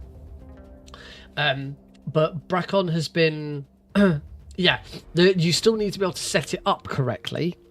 But Brackon has now managed to get it to a state where you don't. There's not really much of a chance of it soft locking as long as you do it correctly. So hopefully that's going to be something to pick up in. You may have noticed that I'm hitting level 6 quite early on. So skipping that 2x, one of the other reasons I never did it was because skipping 2x, it's a very quick 2 XP, but I don't really need that 2 XP. I get a lot of XP elsewhere, so it's not really a problem. So yeah, we're going to look at trying to incorporate that in with Brackon's new tech. And as I say, I really want to try and get the run back to a state where I might be able to get it under 40 minutes, because that'd be incredible if it could be done. And then, because I'm now finally, once this Friday is over, once this Friday is over, I am technically done with all of my speedrunning obligations, with my actual games that I am running. June has been a freaking crazy month, absolutely crazy month. I have dedicated 5 different games to various speedrunning events throughout June. So first weekend of June, I ran Metal Gear Solid 3 European Extreme all Keratin Frogs for Preventathon. Following weekend, the second weekend of June, I ran Klonoa 2 Lunateer's Veil for Misfit Mascot Marathon 3. Weekend just gone, the third weekend of June, I ran Mini Ghost and then Metal Gear Solid 3 European Extreme any percent instead of all keratins for Power Up with Pride, and I ran Twin Snakes for Bingo-thon. That was quite honestly, that Bingo-thon run might be the worst marathon speed run I have ever performed. I was so tired going into that run, and I forgot so much. I didn't keep an eye on my bingo board. I had to load a save at one point because I'd completely missed a goal that I couldn't go back and do again. It was I had to survive around a torture, and I just immediately skipped the torture because I hadn't clocked that it was there. I missed checking the high and D for the parachute after Wolf 2. It's just, and the power key section just went completely wrong because of trying to get I had to get some dog tags, and because I'd loaded a save, I no longer had the radar, and I much prefer having the radar for dog tags, and it just screwed everything up. I actually didn't finish the run. The way Bingo-thon works, because of how bingo, you can fail at bingo. You know, if you have a specific time limit, or, you know, if you're doing a race, obviously you can fail because the other person can get bingo before you. But they are quite strict on their time limit. So if you get to your time limit, that's it. The bingo has defeated you. You cannot beat it. And my run ended at liquid. I had one more dog tag to get, which was liquids, and I had to beat liquid by only punching him. So I had to try and punch him off the area. Again, really dumb. I should have gotten some much easier dog tags earlier on in the run. But it was bad, but I think it was still entertaining. I got told by a couple of people they really enjoyed it, particularly seeing some of the things I had to deal with, and trying to deal with it on the fly was quite interesting. So hopefully I still put a good performance. I jokingly said, I think I will stick to my word here, is that it gives me a reason to come back and do Winter Bingo-thon to try and improve it, and go, hey, I know I fucked up last time. I'm going to improve it this time. We're going to finish the run. So at least I have a reason to go back. But yeah, that was last weekend. This weekend coming up, obviously Friday evening / Saturday morning, depending on where you are in the world, I'm running UnMetal for Passion Project on GDQ Hotfix. You can see the graphic at the bottom for that. And then that weekend, as I said this at the start, but it was worth repeating. For me, at 3 a.m. in the morning on Saturday, I run UnMetal. And then at 11 a.m., 7 hours later, we launch Pixel Perfect Marathon 4. So Pixel Perfect Marathon 4 happens over the weekend. I'm not running in PPM 4. It is the first event that we've ran at Pixel Perfect that I have not got a speed run in. I ran very easy keratins on MGS3 in Pixel Perfect Marathon 1. I ran in 2. In 3, I ran Mini Ghost and Choo Choo Charles. I was doing Choo Choo Charles, and then we were like massively ahead, so we quickly put in a run a Mini Ghost to try and pull the time back. What did I run for Pixel Perfect 2? Oh, Twin Snakes. I did a Twin Snakes race against Dr. Prufrock. That was it. Twin Snakes race against Dr. Prufrock in 2. So Mini Ghost and Choo Choo Charles in 3. And then for the Path to Affiliate series that we then did immediately after Pixel Perfect 3, which was to help us to get affiliate status, I ran Metal Gear Solid 1 PC very easy as part of a Metal Gear Solid trilogy run. It was Theory UK did Metal Gear Solid 2, and I think Twilight Realm did Metal Gear Solid 3. And then later on, because it wasn't the Path to Affiliate took place over a whole week, because the only thing that we had left to do with it, we'd already done every affiliate goal that was needed, except for stream over a number of different days across 30 days. So all we had to do was stream. It didn't matter whether the streams were good, whether they were bad, you know, how many people tuned in, whatever, as long as it didn't absolutely tank our numbers. I think there is a concurrent viewer number you have for affiliate, but it's really low. It's like 5, I think, or something like that. And so we just needed to stream. So we did that over a few different days. And as I said, the first one I did the Metal Gear Solid trilogy with those guys. And then towards the back end, I did a Twin Snakes dog tag race against Swar Beardson. So yeah, I have done at least one run, if not two, in every Pixel Perfect event. And Pixel Perfect Marathon 4 is the first time, unless we have some sort of major catastrophe and someone else has to pull out. Which I will say, actually, we are getting close. We're about 24 hours away from pulling a run. I won't say who or why. I don't imagine that person would be watching. But we've got oh Christ, we've got a runner who's just, we can't seem to get in contact with. They haven't done the tech check.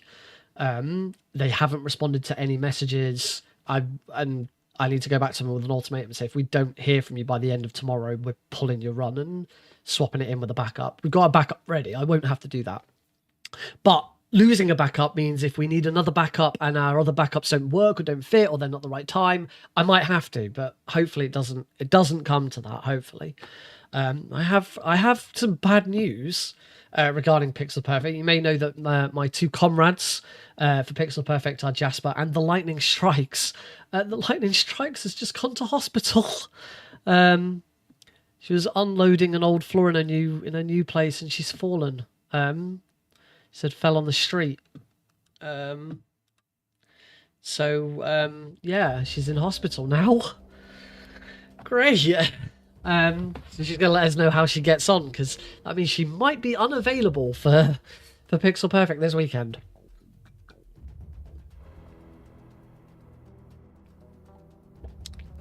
I mean, I would have thought she's in a cast or something. The best thing she could be doing is sat at her computer not doing anything, but we'll see what happens. Anyway, so yes, that's Pixel Perfect. There is no run for it. The only other thing that I have got, I completed my tech check last night for it.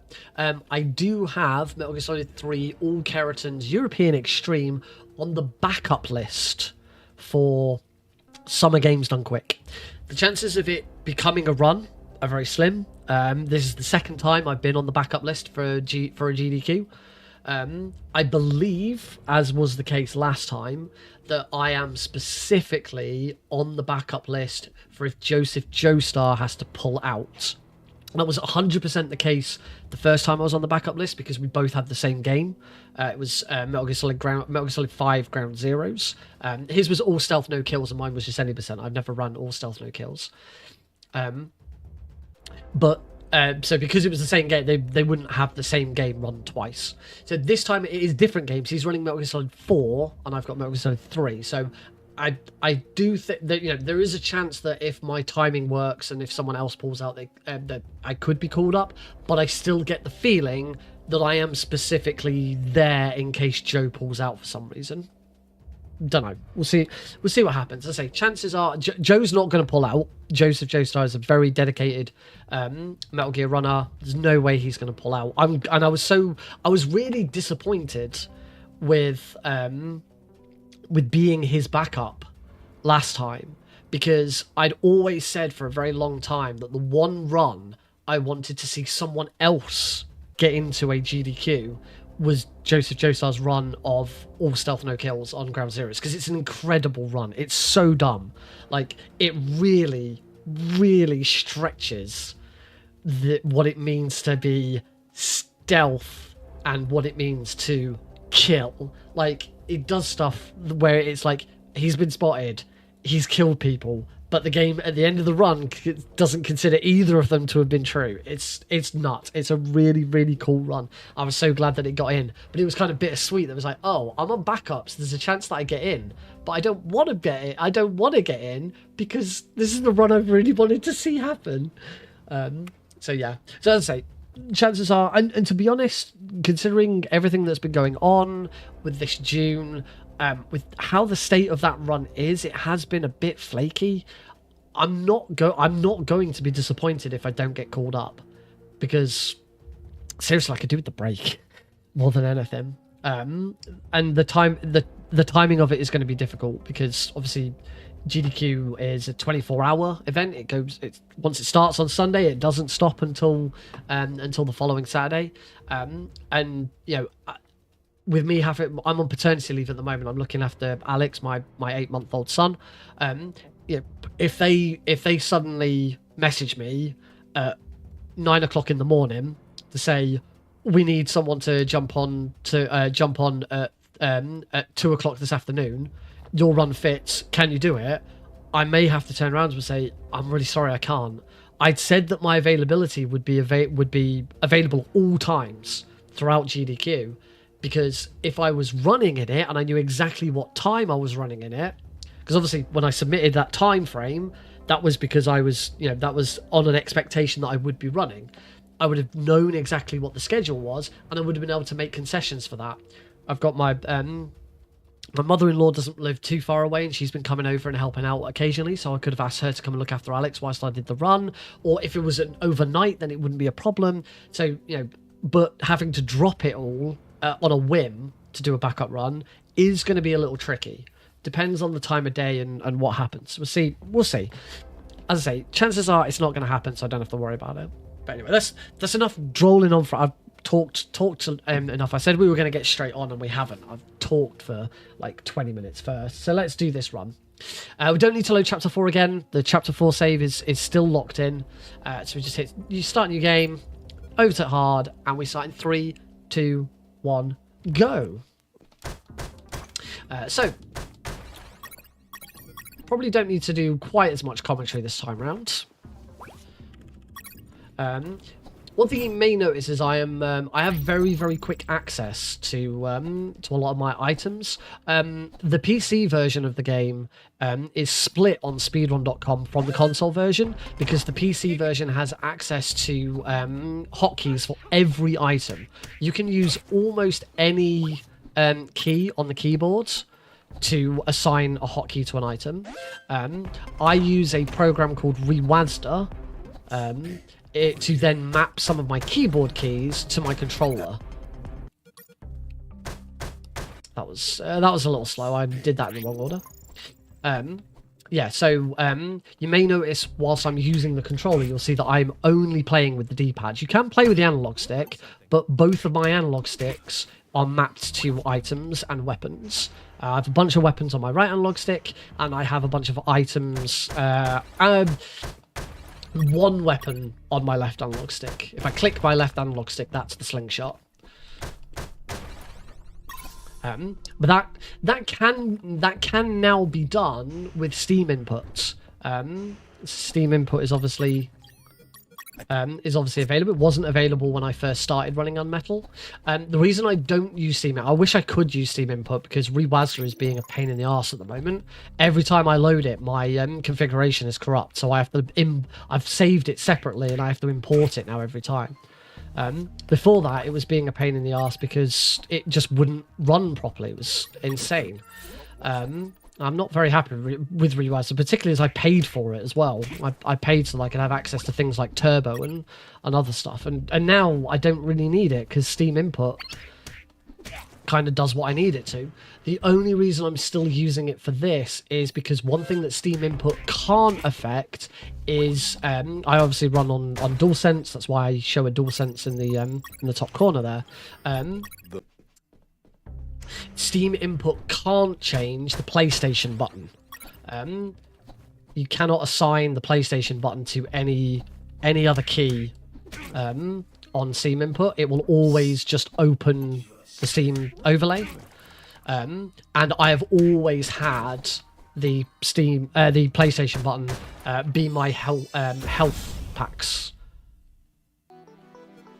Same as Metal Gear Solid 1 for the PC, for the hotkeys. I've always had it for... I can't remember. Oh, I think I always had it for chaff grenades. Oh, I actually got away without getting hit there. Oh, I always get hit there. How did I not get hit there? Oh, I don't need to do a load there. Crazy.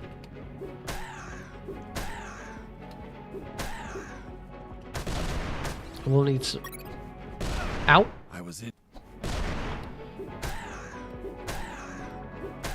That wasn't a bad. That wasn't too bad a grenade. Apart from getting hit, that wasn't too bad a grenade, guy. I don't have any health packs, so I can't change them. So use the hotkey. So I have 2 different sets of hotkeys. So I have some hotkeys that are assigned to my keyboard, assigned to my controller on the 2 different analog sticks. And then any sort of one-time only, they're all stuff that I'm going to use multiple times. So multiple weapons, things like the raft. I'm just gonna, whilst we're at this break, because the timer stops during this bit, I'm just going to make one change to live split, because I tried to add there we go. I tried to add no, not that. I tried to add sub-splits to this, and I didn't like the look of it, so I reverted it back. But it went to tenths instead of hundredths on the deltas. I prefer hundredths. Right, chapter 2.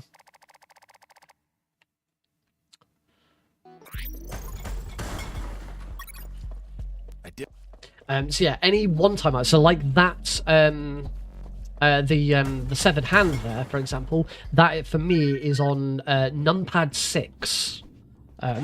So I do them all. They started in order, and then I had to sort of add some more in some awkward locations. Punch that over there so I can actually hit him. I do need to try and use a health pack here. There we go.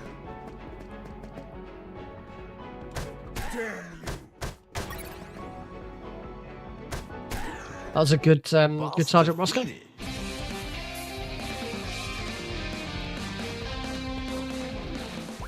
Okay, another health pack.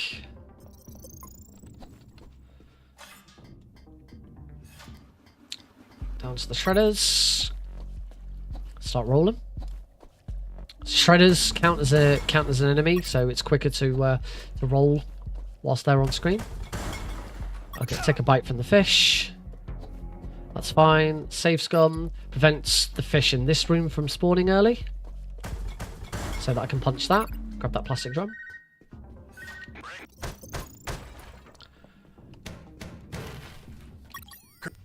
There we go.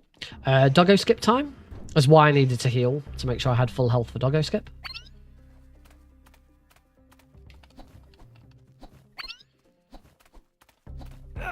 Not too bad. I've had better.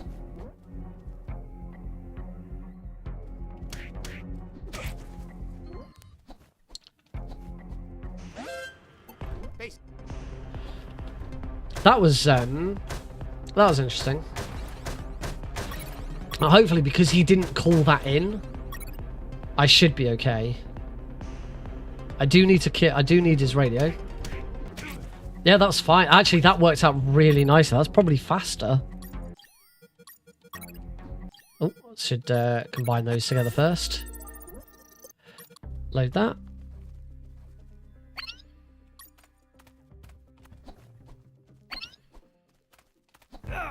Yep. It is possible to get 4 rolls in there, but it's very, very tight.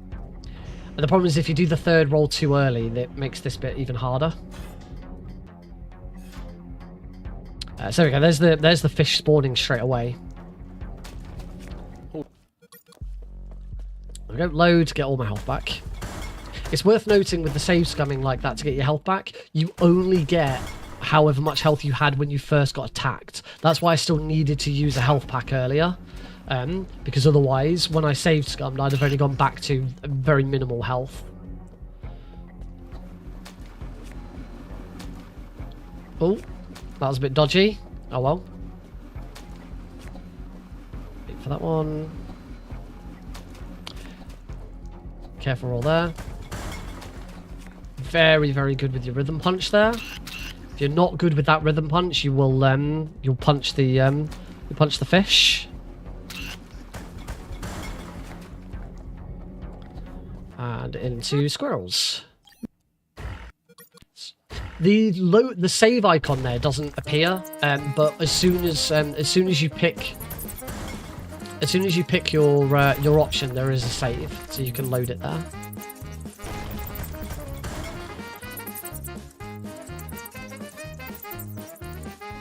turn my own volume down a little bit. It's a little loud for me. And there are two options for what you pick there. Your girlfriend, Jesse's girlfriend, asks if there are any rats down there, and your options are either none or a lot. If you say a lot, Jesse says, yeah, there were a lot. I felt like a piece of cheese. And you turn into a piece of cheese for that section. However, if you instead say none, but there, he'll then say, but there were some flesh-eating rabbit squirrels or something like that. And that's why and he says, I felt like a nut. They all wanted a piece of me. I felt like a nut, and that's why he quite literally turns into a nut.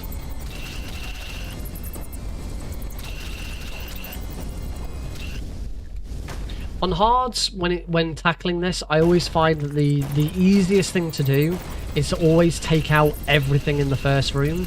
It sets you up really nicely for the rest of it. You can kind of get through the rest of it without really having to turn around too much. And shoot the other squirrels.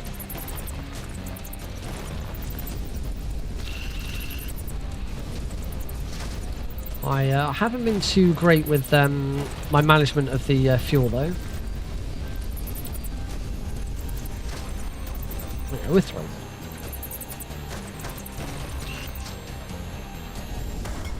Grab that secret.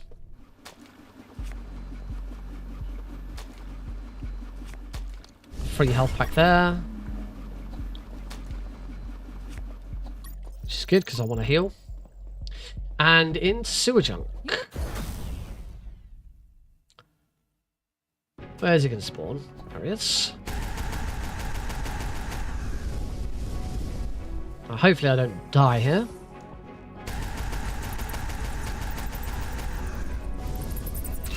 Maybe it's not RNG as to where he spawns when he spawns here. It might be that might be down to how much damage I've done. I should try that.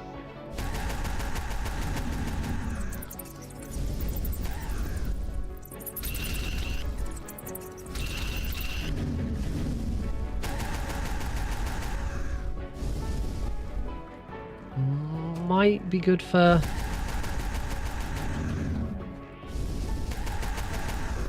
No, I did way too much damage there for flamethrower skip. He's not on too bad a amount of health actually. Yeah? That was a really good. Considering there was no flamethrower skip there, that was a really good sewer chunk. And just around the shredders. That one. And through. Really nice stage 2, and as you can see, I am now 21 seconds ahead. That is stage 2 completed in just under 11, like 3/10 of a second under, sorry, 300th of a second under 11 minutes. It's really good. On to stage 3, in the lion's den.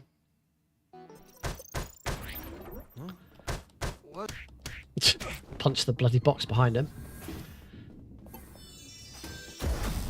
I want to try avoiding grabbing the I'm going to avoid grabbing the potty here, because I think with what I did last run, oh, these guards oh, that's nice. In fact, I can just ignore those guards. I don't need any items from them, so let's just ignore them. Whoops. That's on 1. Up to 6. It's worth noting that from now on, I don't want to use any health kits until the Lieutenant Markson boss fights. When we come back here later, we're forced to go and check on the doctor to make sure she's okay. And if you have maximum health kits, then great. If you don't have the maximum number of health kits, which is 6, an extra cutscene plays where she replenishes them.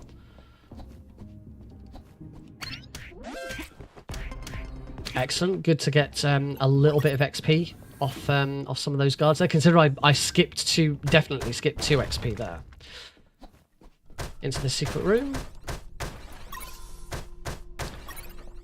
Oh, it is only 2 bullets. The thing with getting all of the bullets here is that you need a lot of bullets to take on Megadrone. So you don't really have the option of not picking up any of these bullets. You're just making Megadrone harder. There are some spare bullets like in the drone rooms, but it's you're risking getting shot by collecting them. So you kind of just left to deal with what you've got, which is why I always go out of my way to get every single pack that's available before come down to this floor. Ow. I'm gonna load that.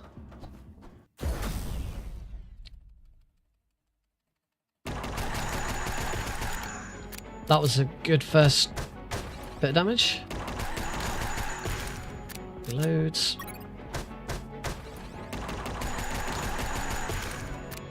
Wasted a couple of shots at the start there. I now have very little ammo.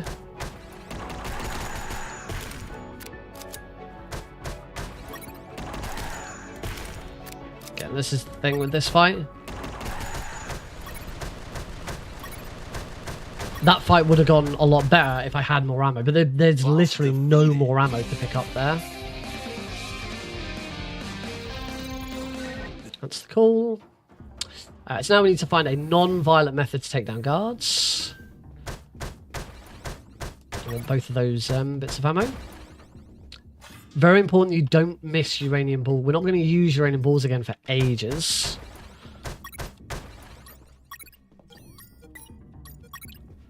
So there, I had a hotkey for the Chlora, which I then combine with the form to make chloroform. I then have a separate hotkey for the chloroform. These are all very minimal time saves, but it all adds up. An interesting bug. Ooh, go for it. I wonder if it's... I know of a few bugs in the game. You might have found something. A lot of bugs in the game persist across saves. I have one bug that always happens on both of my save files for easy and for hard. If you level up while picking up an item forcing a cutscene, you cannot skip the cutscene. I did not know that.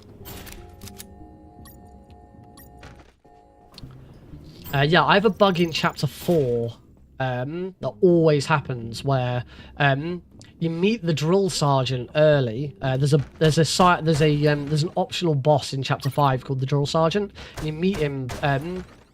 Well, I say you meet him. We, the player, meets him. Jesse doesn't go like introduce himself or anything. And he's chatting to some guards in the barracks, and you're on the other side of the fence. And for some reason, for me, he always teleports. Watch when I get to Chapter 4, after I've got through the minefield, got through the maze. Just keep an eye on the drill sergeant and the soldiers, and you'll see what I mean. Grab all the batteries. Moving into here, detectors is the fastest version. Guards will obviously give you more guards. Guards is a requirement for unperfect. If you run the unperfect category, you have to choose guards. If you put SHP, you get a room full of sheep. And it's really slow to move through the sheep. I have done it in a marathon. I did a donation incentive for bad choices, where every choice I got given, I had to pick a bad one. I wonder what... Get the chloroform. Or use the chloroform rather. Oh, I got shot. I'll need to do a load. Craft the chloroform handkerchief.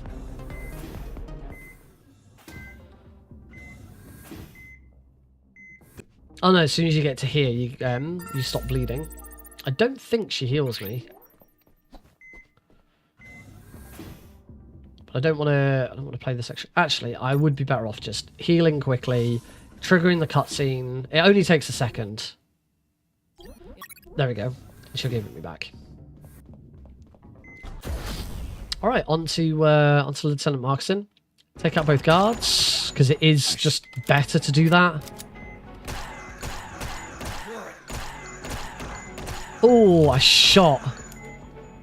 Okay, I stupidly shot.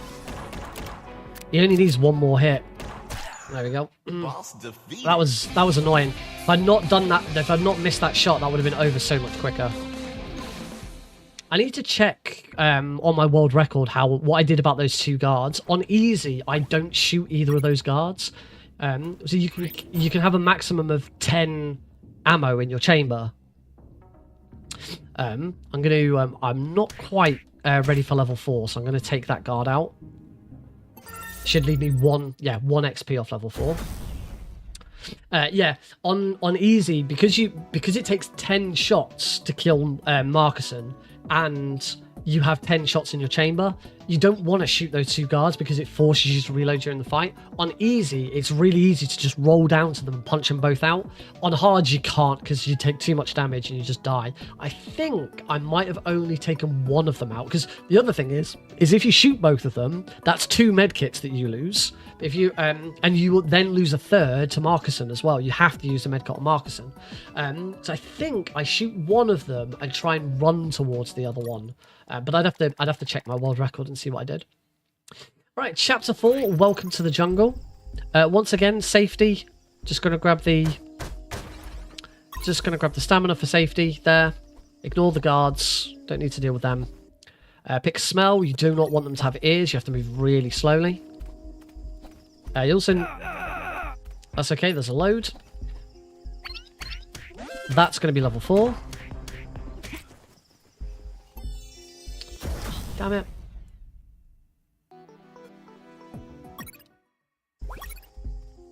Gonna heal. I'm gonna do a potty save here just to be on the set.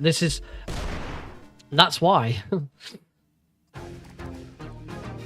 Because now I don't have to redo all of that. What?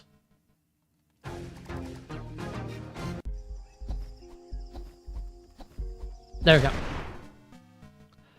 Holy.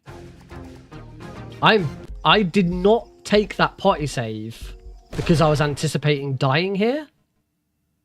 I just thought I'd do it just because I want to put in a bit of marathon safety. No, I'm just being bad. Yeah, it's still the same minefield. I was just being bad.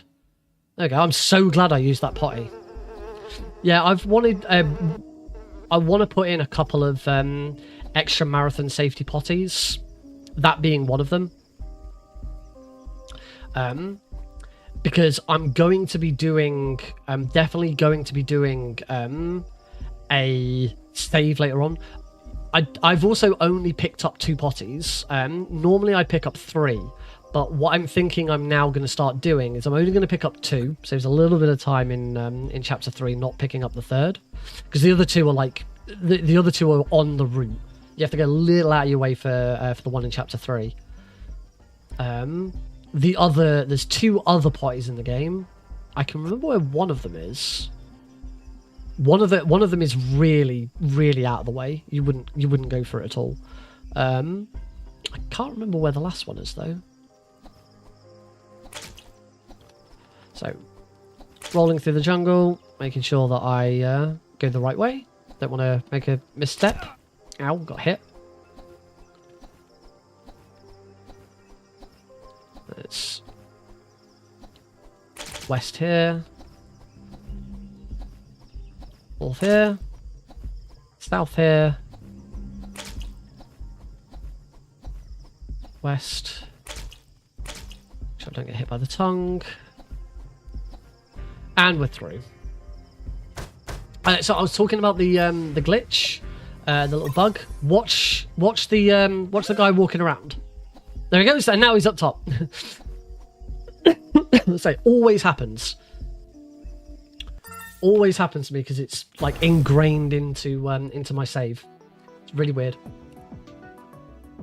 What happened to my times there? There's something wrong with my PB times there because like Getting to Minefield 2, I lost a bunch of time. Understandable. How did I then get 45 seconds ahead and it dropped back again?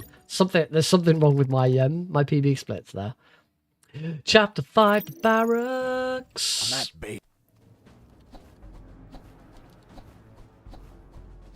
Yep, make sure he spots me and then get off screen before we can call the radio in. And that's how we get through this chapter. Believe me, as someone who has ran perfect, unperfect, and all achievements, all of those difficult, all of those having to be done on hard as well, this stage is horrible. I hate this stage on anything other than any percent. There we go. Don't even bother with that guard. 5, 6, 7, 8.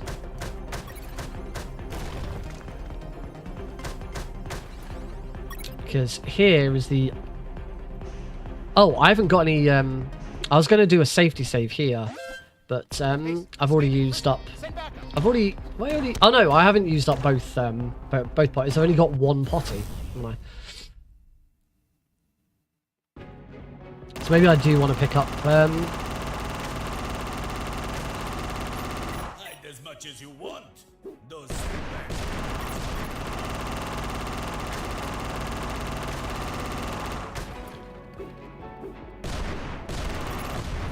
Lovely. The machine mic skip. So this is the bit that you skip during the machine mic skip.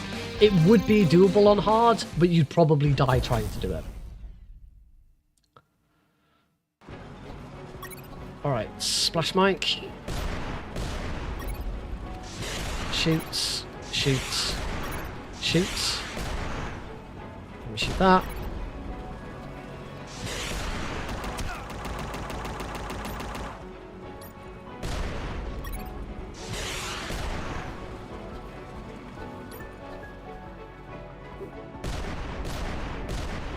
Grab a couple of rockets from here. Gotta be careful. I'm gonna have to hide here.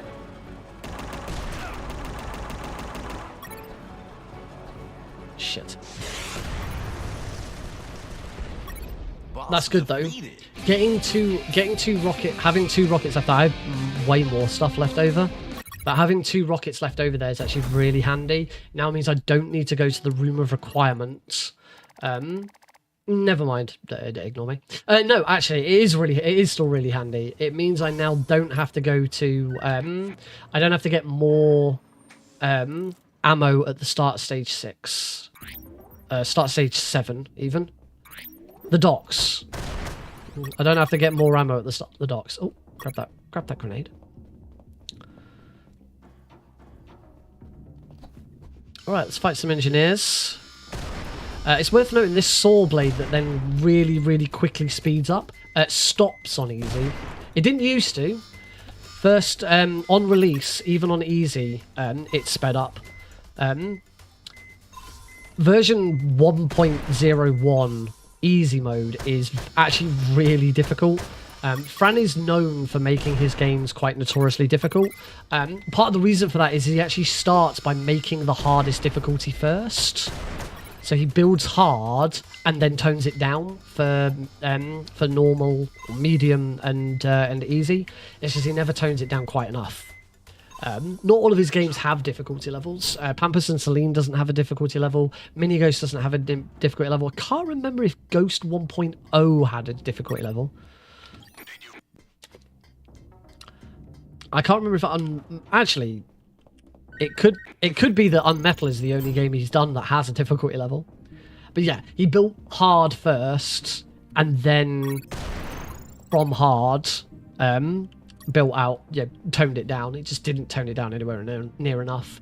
Version 1.0 of the game is available to run on the category extensions on speedrun.com.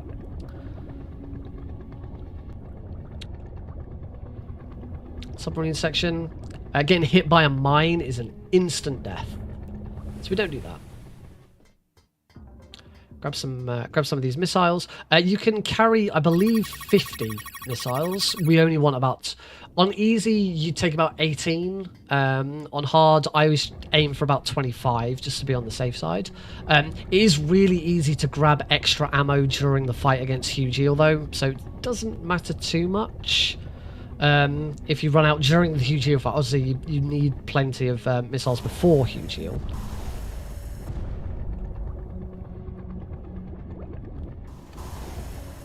Yay, I got that rocket right. Oh, damn it, I didn't get that one right. I did so well at getting the... Unfortunately, we go right back to the start of this section. That's probably PB out of the question now.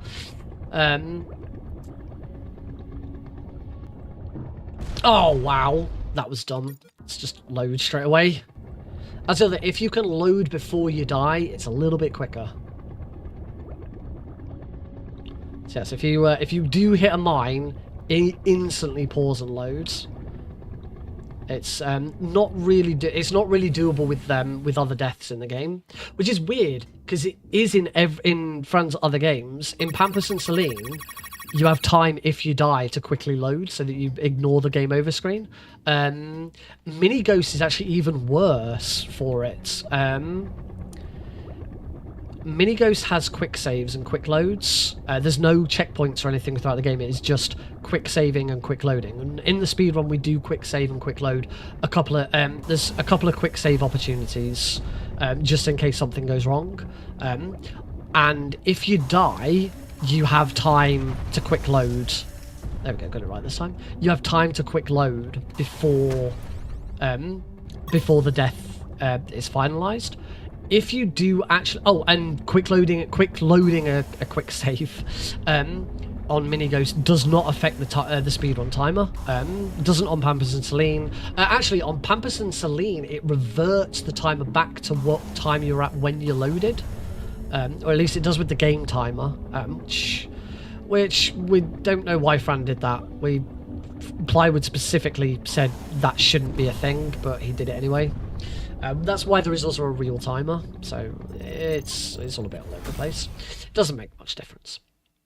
Yeah, on so yeah, you can quick load on Mini Ghost, and the timer will just continue. It's just a real timer from the moment you start the game until the moment you end it. It doesn't stop ticking. The only thing with Mini Ghost is if you actually get to the game over screen, you get given two different options. You can either load a save, or if you haven't got a save, or your save was a very, very long time ago, you could continue with a new one. The idea being that Mini Ghost is an android. The character herself inhabits the androids. Mini Ghost is like a ghost within the machine. I'm sure that's a reference to something. I think that's a reference to a lot of things. Because in Ghost 1.0, part of Ghost's power is she can come out of her ghost body, her android body, and possess other machines. It's her power. Right, because I got... Just need to wait for the boat here. Because I got the missile, because I got 2 missiles from Splash Mike, I don't need to get extra ammo here.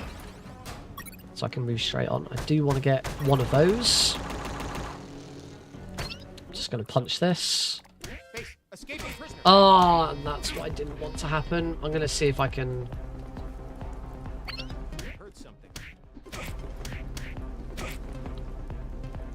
I'm going to see if I can play this out.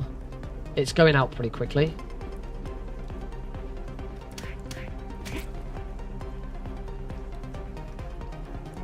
I think if I can just take this guard... Oh, there we go, it's gone. Yeah, that was definitely quicker to just play that one out. Oh, I missed some... Oh, shit, I missed some monies. I didn't open this chest and get the monies. Whoopsie.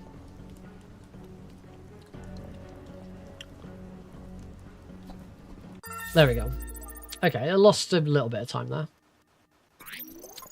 Yeah. So I was saying you can possess the possess other machines. So the idea of it being start again with a new one is basically you just return back to the start of the game. I think you lose whatever XP you had at the time, and I think you might go back down to 0 cubes as well. But it's fine. It's not a problem. Right, I'm gonna. 2. Oh yeah, I've got a potty heal here, potty save there. I only have 7 grenades. That was dumb. Get the quick starting shot.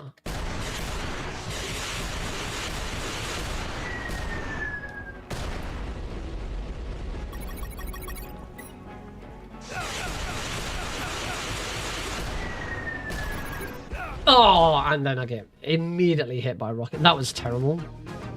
Right, continue. Get the extra grenades. So I have all 8 grenades to start with. That's better. I should probably try and grab that.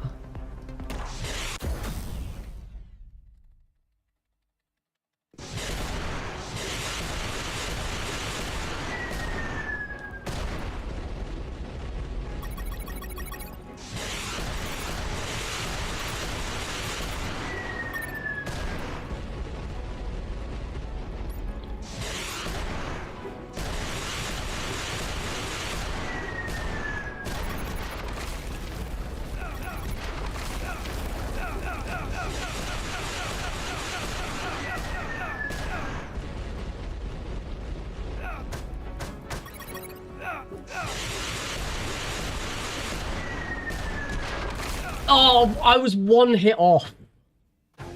I was freaking 1 hit off. This is bad.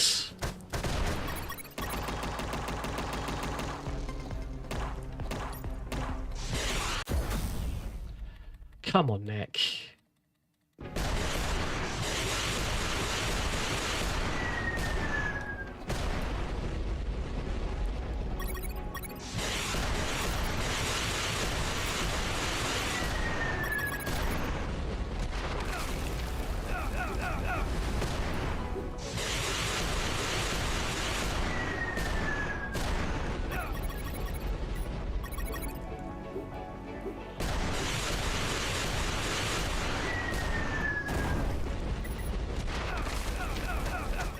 Oh, this is so bad. I shouldn't be making these really dumb mistakes on this fight. Yeah, probably should be grabbing that fur. Oh. Oh, now I haven't. This is already bad.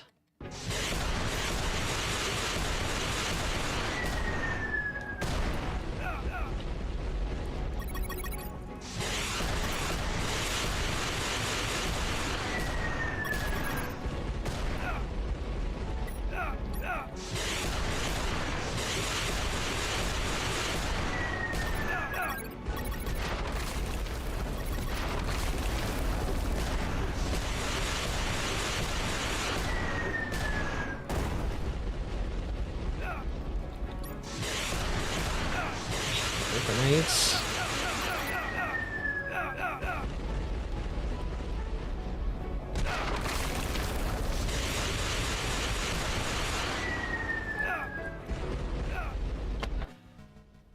Oh, why am I making such a meal of this? Like, I didn't have. I was off to a really bad start with that fight anyway. Good, I still got the first shot in there. I'm already behind because I really didn't shoot.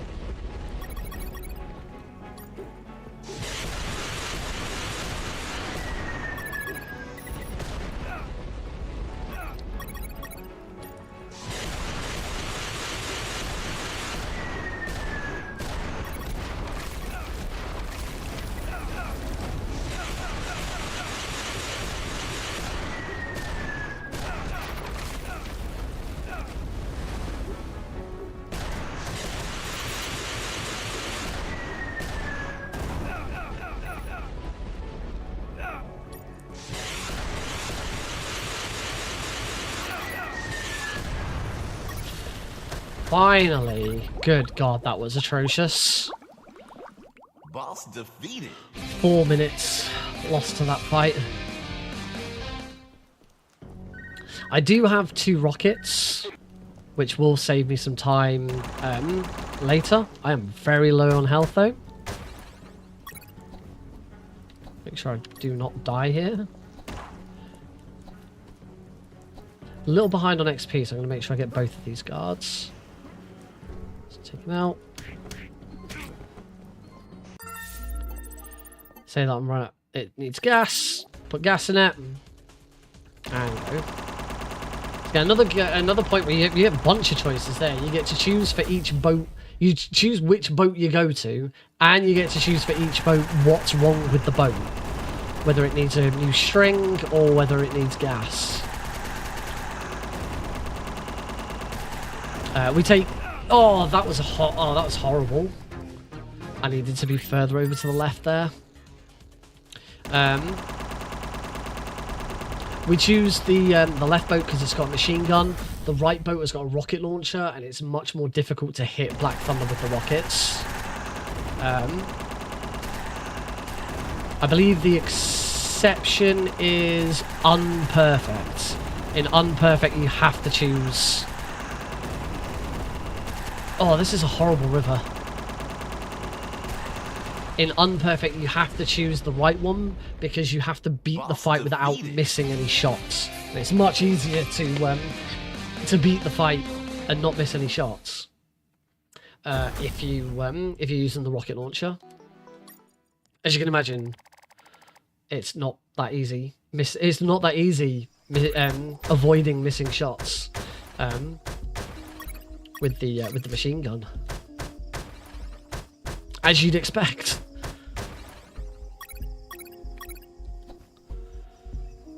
There's the guy with his bolt cutter. We're gonna take that bolt cutter first. I'm gonna do that. Do the camera load. Resets the cycles of all the cameras in this area. Got some string.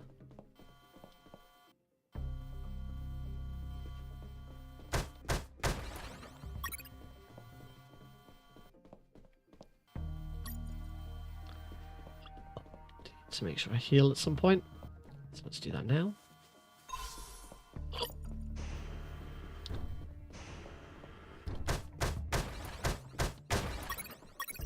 Don't have the uniforms on uniform string or the bamboo on a hotkey because at that point I've just picked up the bolt cutters. I do have the bolt cutters on a hotkey. I believe they're down on my left. Oh no, that completely screws up all of the cycles. It's now going to be a bit slower. That was dumb. Not a very good run, this. Oh, I thought I'd get under that.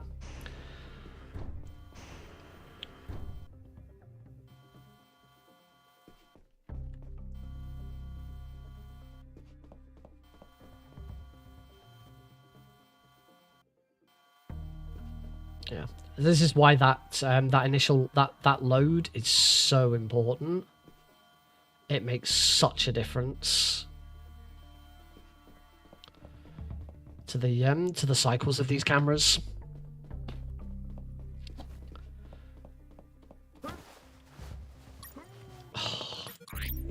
I haven't got that. I haven't even built these yet. Again, another one where you have to do this first try. This room is a real pain because the guard there can look at you. He can randomly turn and look at you as you approach him, and it can cause some problems. So again, another one where it has to be done perfect first try, otherwise you fail at these cycles. This is going to be a really slow chapter 8. That's level 6 already, even with skipping some XP. That is a super fast level 6. Unnecessarily fast level 6.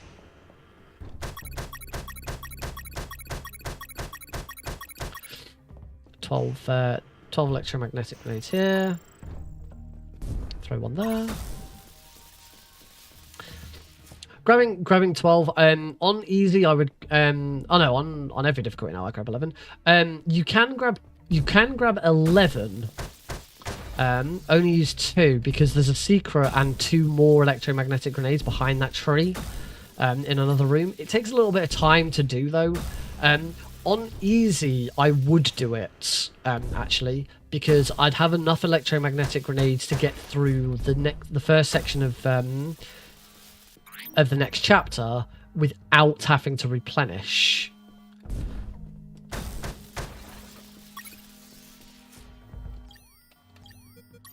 So we check the pizza to see that it's pepperoni. So because I'm on bad cycles now, all of the camera cycles are atrocious. Throw that on there. Throw it again.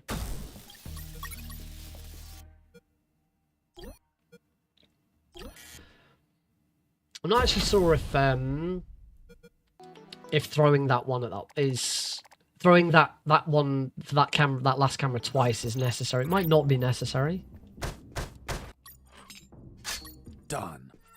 I got a gold. How did I get a gold split on that? Scandinavian. Base, escaping prisoner. Send backup. On perfect and on all achievements. Oh, no, always go and get this first. You might screw yourself over if you don't go and get the blood bag first. Yeah, on perfect and all achievements, you also go Scandinavian. The main reason for that is because the Scandinavians can easily be taken out with the chloroform handkerchief. It's really easy to take them out with the chloroform handkerchief.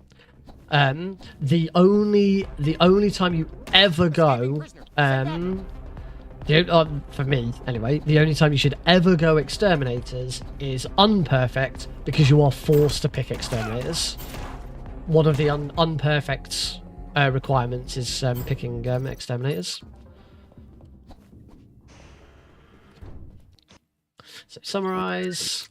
We have to heal this guy because we accidentally shot him.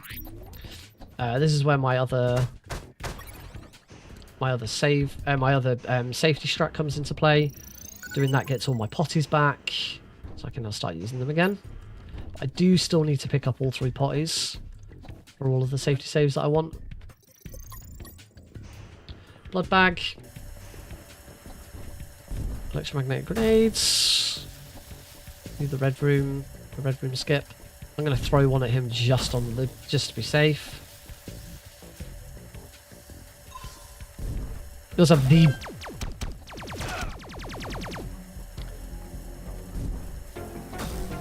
I'm dead, aren't I? Yeah, that was dumb. I should have just loaded straight away. Cannot afford to get hit in here. If you are bleeding and getting hit by the radiation, you're screwed.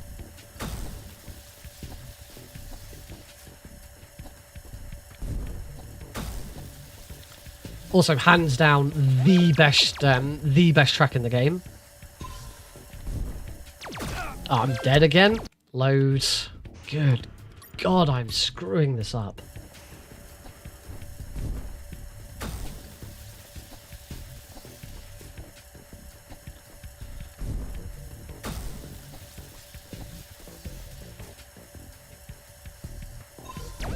Oh, come on. Oh.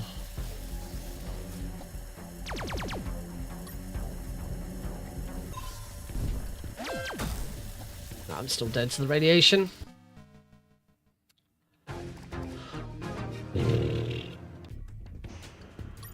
This atrocious. Sometimes you have got to deal with RNG. And every time I reload, I get the same layout. So this spider bot, not in the best location, but that was better because I still moved quicker on the previous one. Right, we're through. Don't get hit by that camera.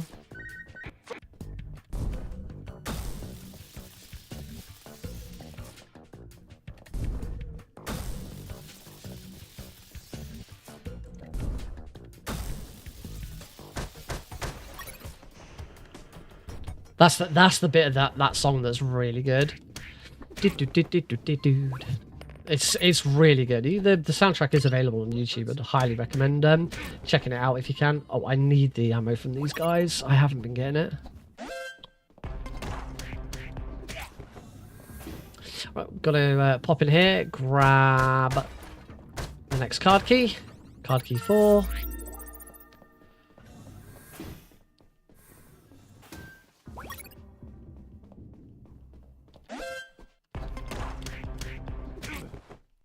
I think the soundtrack's available on YouTube to listen to. You can also buy the soundtrack with the game on Steam. I'd also recommend doing that. Because I bought the deluxe edition, or the undeluxe edition, or uncollector's edition of the physical version of the game when it came out. I also have the soundtrack on CD.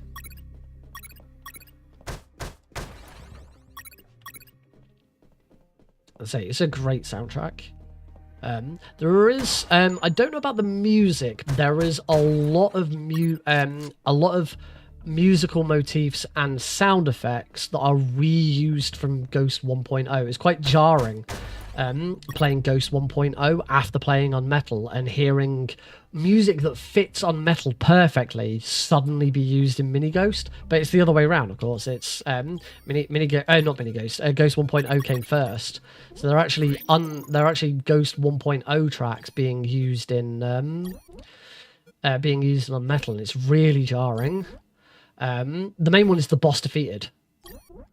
Whoops, not finished it. Boss defeated, that was used when you defeated a boss in Ghost 1.0.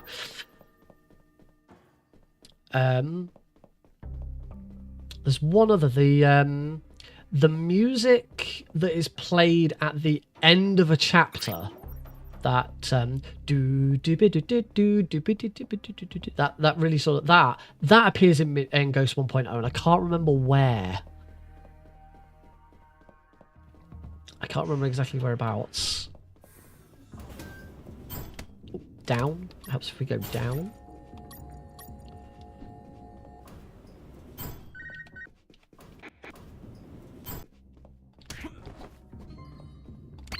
I heard something. That's one. Use the potty. Wait, did I only have one pot? I should have...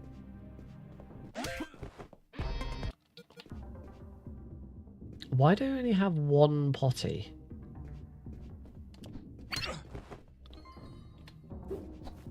Oh! This is annoying. This is a really easy room. The guard layout here is really easy to deal with. Oh! I need to get up and behind him.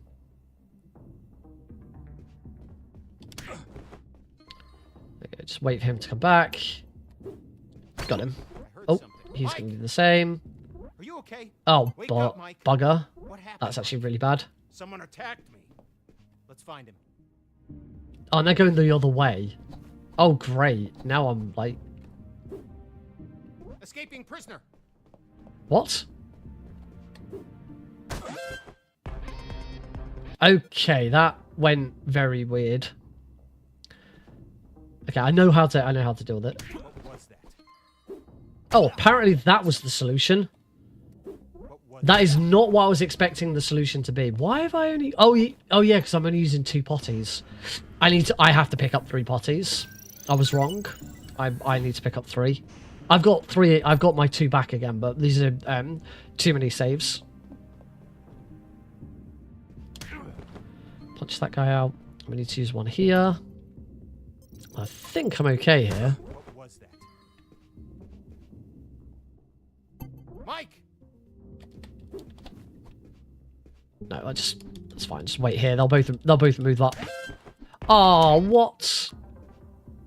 What was that? So they'll both move up to here to start investigating, and I can punch them before they get on the screen. Apparently, oh. Apparently not. Oh, he turned around. This might be more difficult than I thought. Mike! Yeah, because like, oh dear. Okay, this is, yeah, actually way more... oh, he turns that way.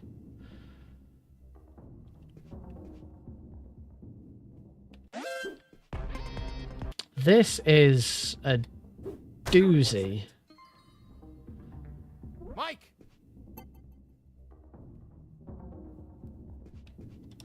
Because the problem with this here, punching them off screen, is that I'm punching one of them, and he's getting... There we go, I can do that.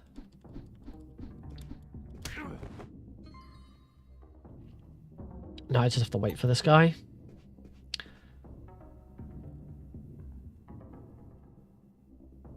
What was that?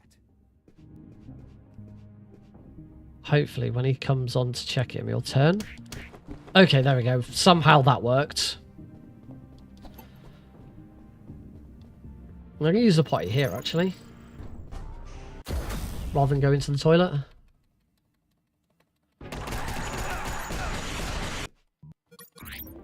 That was much better. I did not take anywhere near as much damage there.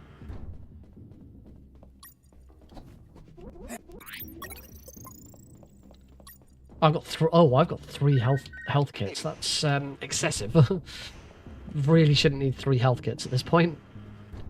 You need to try and get rid of some of these. That was a really nasty floor 3, and sometimes it's just how they go. There's not as many guards on easy, and on easy, if you get spotted by one of them, you do have like a split second to take them down before the alert comes in. On hard, it is instant. You do not get a choice.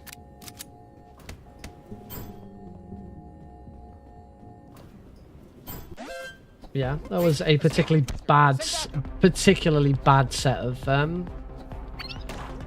guards, unfortunately.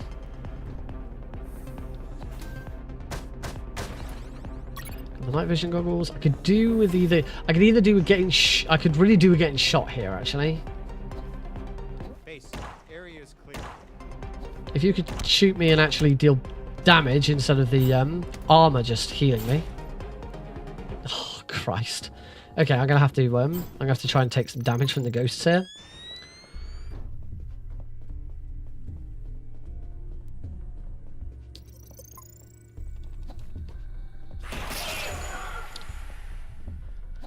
The other thing to do is to enter the final boss with 1 health pack and make sure you take damage from the mech, and then heal whilst the mech is dying. Heal,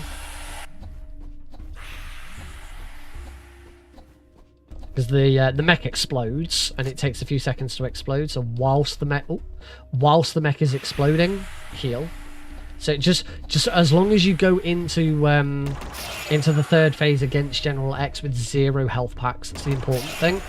The other option is you go into that phase with as many health packs as you like, and you just make sure you take him out in 1 phase. You can take him out in 1 phase, he doesn't get an opportunity to heal, but it is tight. Let's heal here.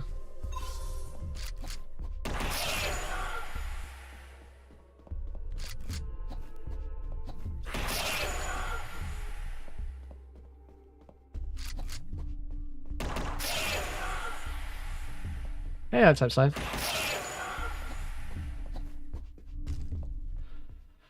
As you can tell by my time, this has not been a very good run. World record, I'd have finished 6 minutes ago. Just a couple of really bad, like the nuke sub was just horrible. Clearly need more nuke sub practice.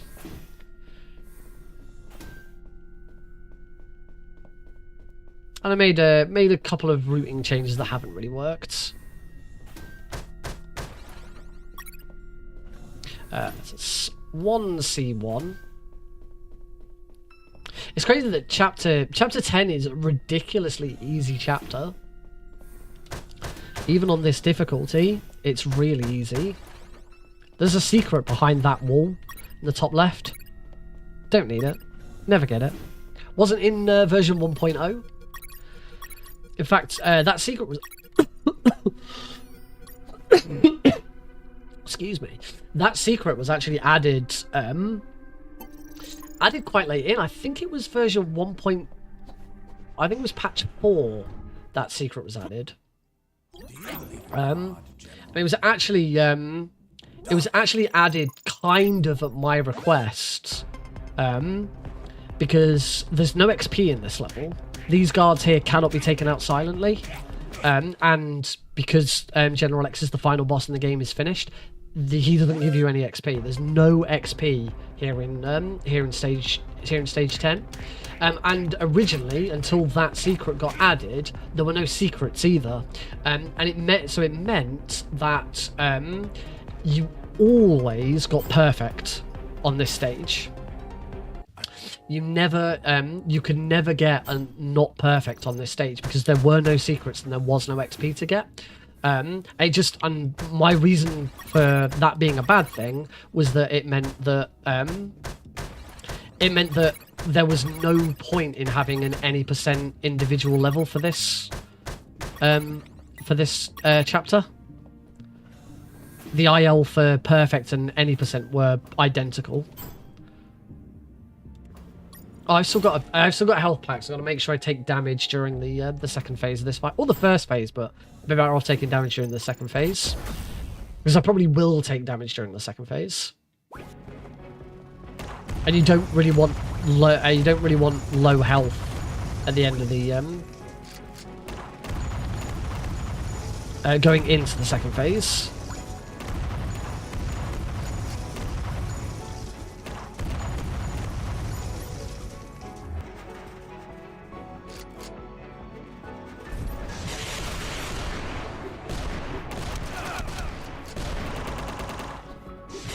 Oh, I bloody rolled into his... if I'd known it was shooting me... If I'd realised it was going to shoot missiles, I should have just stayed still. I do need to keep swapping to electromagnetic grenades. New follower. Oh, damn. Thank you very much for the follow. And to anyone who's been watching the stream for a while, but didn't know where my new follower animation and sound came from, now you know.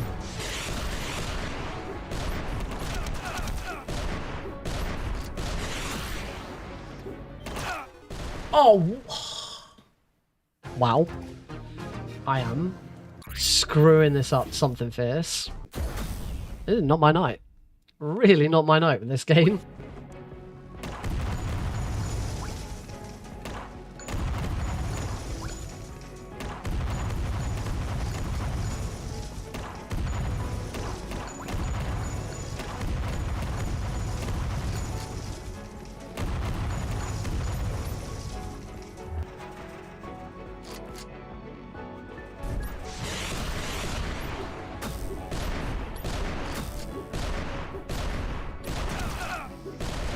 Much better.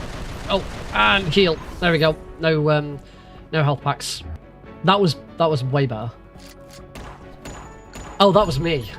Hey, Jack. Oh no, I moved past him.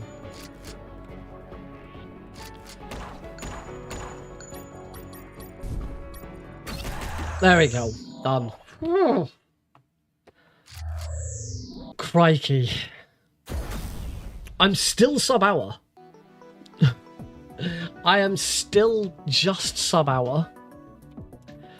Oh dear. That was 11 minutes behind. That was a poor run. Really poor run. It shows that this derust is needed. Derust is needed. Just to be honest, it was more... That was really just down to Red Room, Nuke Sub, and a little bit of other stuff elsewhere. Minefield was stupidly bad as well. To actually address Jack's question correctly, yes, I voiced the new follower bit. Obviously, in the game, it says boss defeated. That is not me, obviously. That is the voice actor for one of the characters in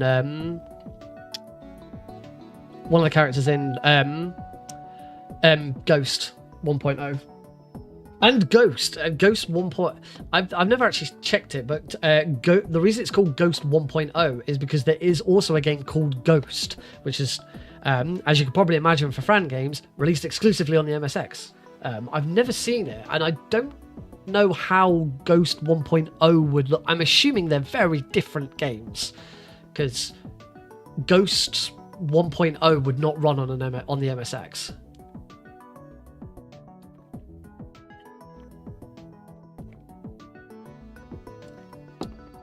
Yeah.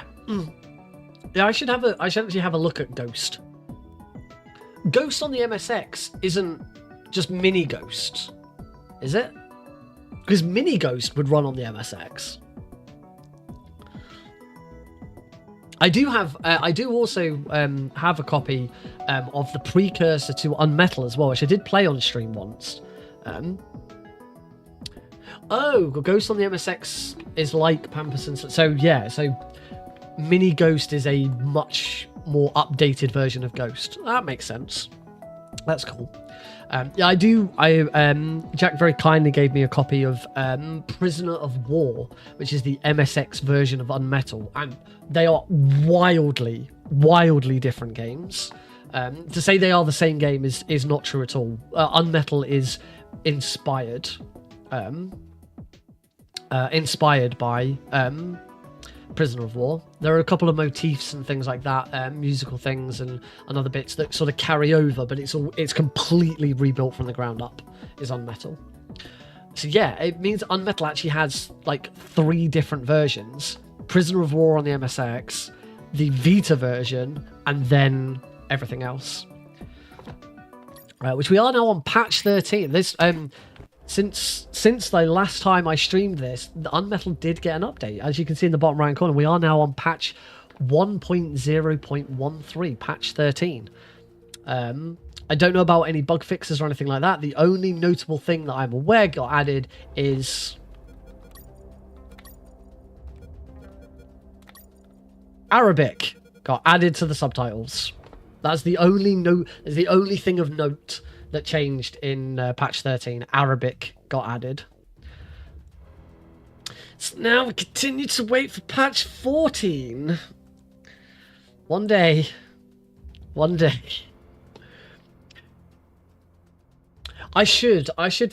need to finish my first casual run of Ghost 1.0. I need to finish my first casual run of Unepic as well. But it's tricky because they're really not the kind. It's funny. None of Fran's games are games that normally I would be interested in. They're not my style of games. But there's just something, particularly UnMetal. There's just something about UnMetal that really rang with it. And I think it's because it is such a well designed parody of Metal Gear, and I could really feel that and I could really relate to that. Mini Ghost just kind of became I got made one of the moderators on speedrun.com after I reached out to them and said, look, I want to try and combine these games together, and they said, oh, we don't play it anymore, so here, be a mod. I was like, okay, I kind of feel like I have to speedrun this now because I'm a moderator for it, otherwise I don't know what I'm doing. And just after a little bit of time speedrunning it, I realized, oh, I could actually get world record here, and I did. So yeah, Mini Ghost was kind of forced upon me to learn it. Pamperson Celine, I will learn the speedrun at some point. It is a very long game, so I don't know exactly when. Yeah, you and I watched the 1.0 bad ending speedrun at one point. I can't remember exactly how. Or what prompted us to do that, but yeah, we were having a session one evening and we just watched it to see what happened. So actually, to be honest, if I was going to learn Ghost 1.0, I'll probably learn the bad ending first and then look at it. But again, let's say it's Ghost 1.0 is not really my kind of game, so I don't know if it's one that I'd be that interested in. So I'd like to just to try and fill out the wiki and like do more of unepic games. But I've got where am I at? I'm still learning Metal Gear Solid 1 Extreme for console. So we haven't been on that in a while. We haven't touched that since June, since all of this marathon stuff came up that I've needed to practice for. As we're just chatting for a few minutes, we've got time to do one more run.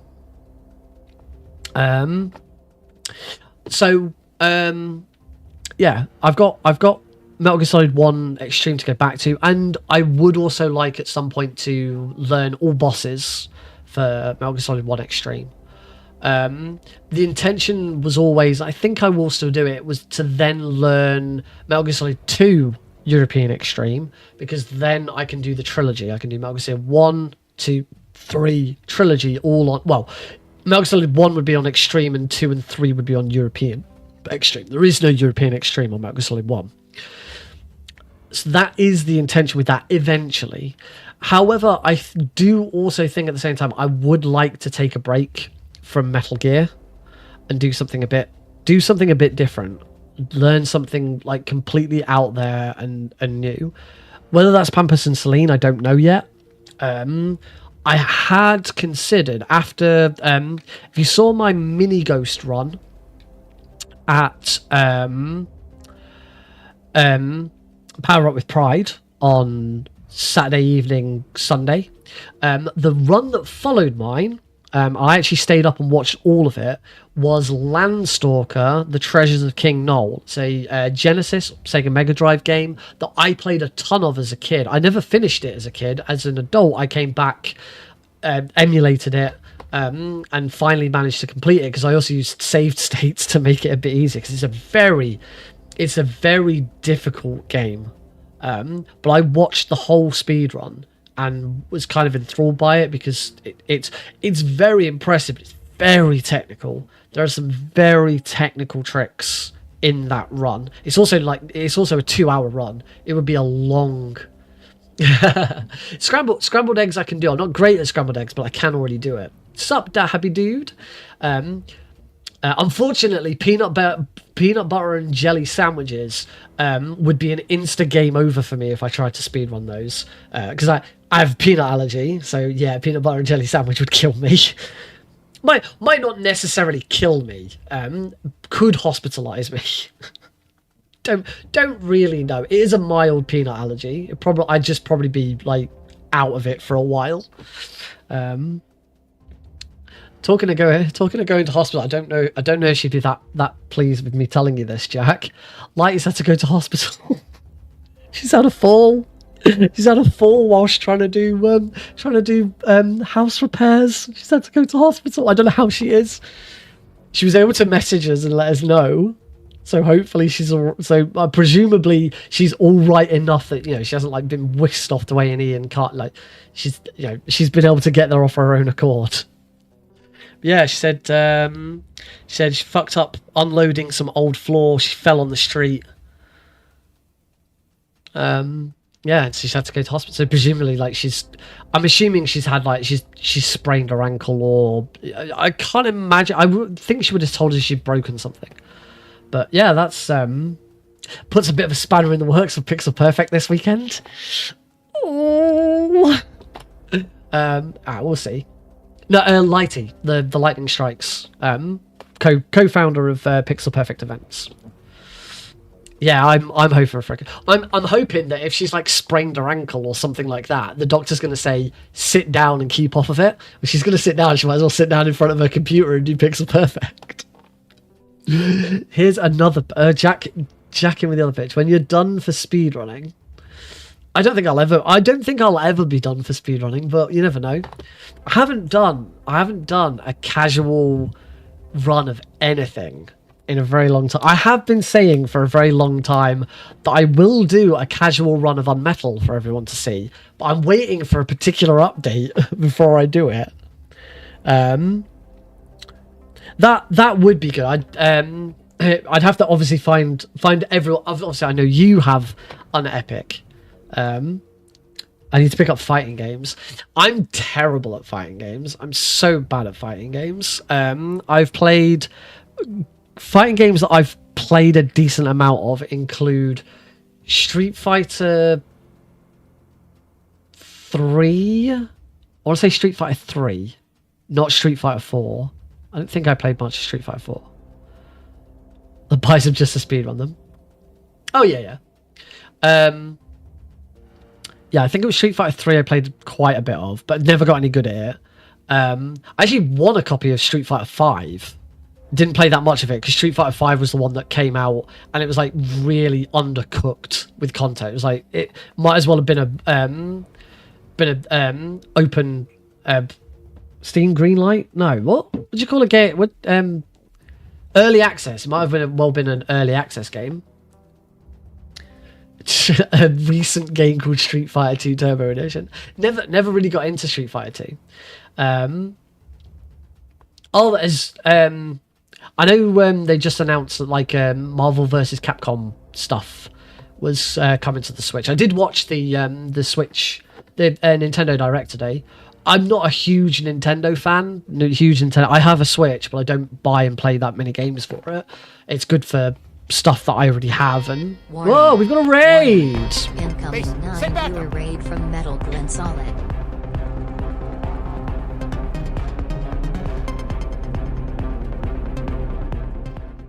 There we go. Welcome to Glenn and your fellow raiders. Thank you very much for hopping in. We've just come to the end of another UnMetal Hard run. We've got one more run to do before the evening's out. So great timing. If you've never seen UnMetal before, you're about to see a whistle stop tour of any percent hard. We're just taking a little break and chatting about things, chatting about different speed runs and different games to play. We're talking about fighting games. OG Happy Dude suggested that I get into some Happy Dude. How do I feel about losing my world record in UnMetal soon? I've already got plans to come back and try and get under 40 minutes. Brackon has been learning the game. Friday USB port. Oh, lovely. Nice. Suggest getting into Happy Dude. Sorry, Happy Dude suggested I got into fighting games. He did not suggest that I got into Happy Dude. I'm happily married, unfortunately. He is making some really good routing evolutions. The main one that I want to look at is he's made the machine mic XP skip not so risky. It used to be super risky to do because it could soft lock the game, and now he's made it really straightforward. It's like almost, no, I wouldn't say impossible. Well, I wouldn't say almost impossible. There's still some skill required to it, but you shouldn't be soft locking the game. And with the amount of XP that you're getting from it, it's now worth doing. It's not a huge time save. It only saves 10 seconds, I think. With it, I have the world record for stage 5 in an individual level, and I can beat my world record for stage 5 is just under 2 minutes with that skip included. So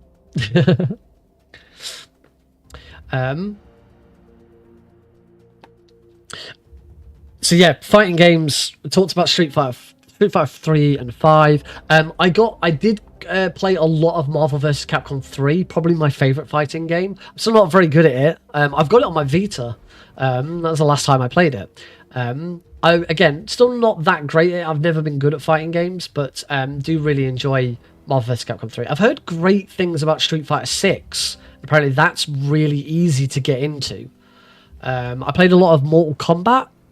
I can't remember what. Is it Mortal Kombat 2016? The one that was just called Mortal Kombat again on the Xbox 360, PS3 era. I played quite a lot of that. That was really good. So I played a lot of Tekken 3 back in the day. when I had a PlayStation. And of course, I played a ton of Smash Brothers, both Brawl and Brawl Ultimate, and a little bit of 3DS. I do have the 3DS Smash Brothers. Played a lot of that. Played a lot of Ultimate, and played quite a bit of Brawl. I never had a GameCube, so I've barely touched Melee. And I think I might have played the original 64 version like once. Yeah, that MVC collection that Nintendo just announced looked really cool. Some cool stuff from Nintendo. It's, the Legend of Zelda game, where you play as Zelda, looks really good. Mario and Luigi Brotherhood? No, not Brother. Wow, that sounds like Assassin's Creed. Mario and Luigi Assassin's Creed crossover. What was it? Brothership. That was it. Brothership. It looks all right. The only thing is this: the moment I saw it, I know it's like the first time in like nearly a decade that a new game in the Mario and Luigi series has come as a new game, because there have been reboots and remasters. It's like, for me, it's just like, did Nintendo not have any other ideas? Like, so much of their stuff was a new Mario and Luigi game, when we get new Mario games like every year anyway. Donkey Kong Country Returns HD, so we're getting Donkey Kong Country, a game that's already been released again. All right, the Legend of Zelda game is new. The Mario and Luigi game is brand new. It's not a remake or a reboot. It's just, it's like, it's the only things that they ever seem. This is the third time Donkey Kong Country has returned. It's true. I never played Donkey Kong Country Returns. Actually, no, that's a lie. I do have it on my 3DS, and I played a little bit of it. It just doesn't seem like Nintendo has any ideas other than like Happy Dudes just said. Like, instead of doing a new Donkey Kong, they're just making a big deal about a remaster. And don't get me wrong, it's great that game is coming to HD, but like, they just don't seem to have any new ideas they can stick. The last time I can think that Nintendo had a brand new IP of its own, obviously this doesn't go with third parties and stuff like that. Oh, I've just seen a picture of Lighty. She broke her arm. The last time Nintendo seemed to have a new IP that stuck was Splatoon. Like, if anyone can think of a newer IP than Splatoon that Nintendo have made and stuck with, and when I say stick with, it means it can't have just been a one-off game. They've actually been able to produce a bit of a series out of it. Yeah, see, Jack confirmed he thinks it's Splatoon. And Splatoon, they've now had three games, and Splatoon 2 was re-released as well. I think Splatoon 2 was re-released. I know, it's just, for me, it's just tuning in, and the very first thing is, hey, look, we've got a new Mario game. It's like, oh, it's Mario again. I think on the flip side of that, I do think the idea of a new Legend of Zelda where you play as Zelda is a great idea. I think people have been asking for that for years. So I think that's a great idea. And I can absolutely see why Metroid fans, Metal Gear Solid being one of them, are probably super hyped that we're finally getting Metroid Prime 4. I am not... I'm not a Metroid fan. I'm not a Nintendo IP fan. Here's the caveat to all of this. I'm not a big fan of Nintendo IP games. I've played a bunch of Mario games. I've enjoyed a bunch, and that's not me saying that I think they're bad. That's not me saying I don't like them. I just not really. I didn't have an N64. I didn't have a SNES. I had a NES. I've played Mario 1 and Mario 3, but I never had The Legend of Zelda.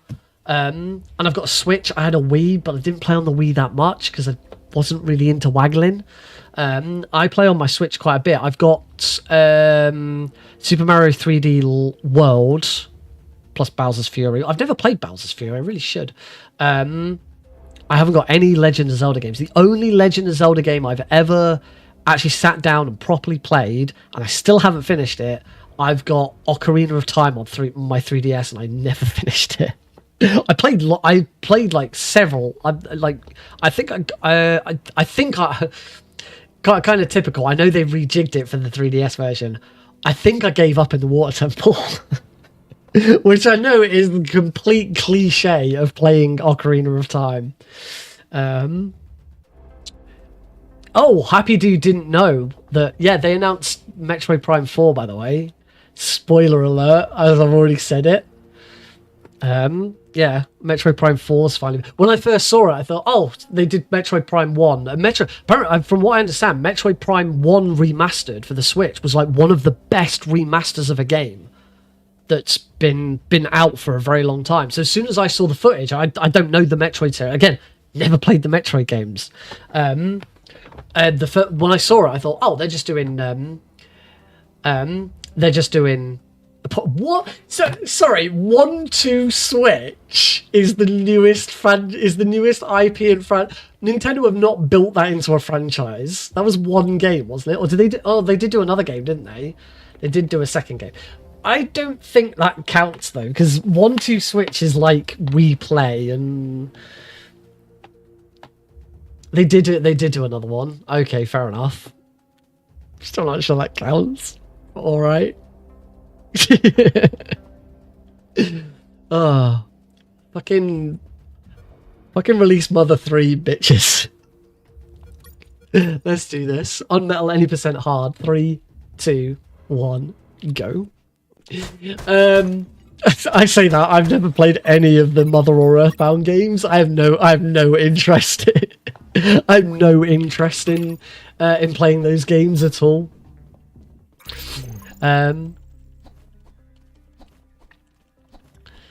The closest I've ever got to playing a Mother or Earthbound game is I played Undertale, because everyone played Undertale.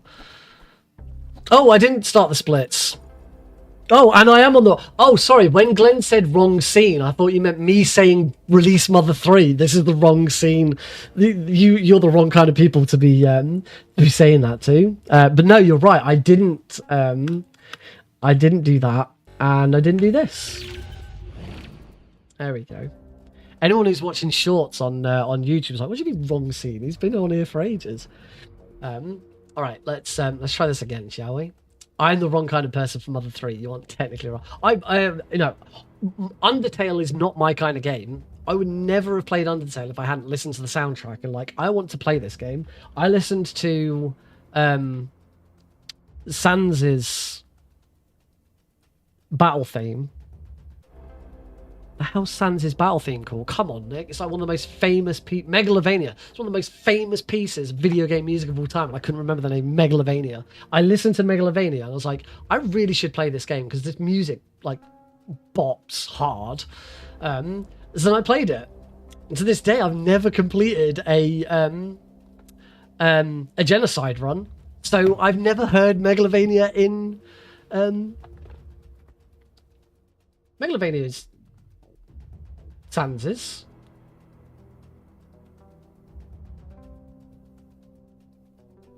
his name not Sans? It's been a while since I've played.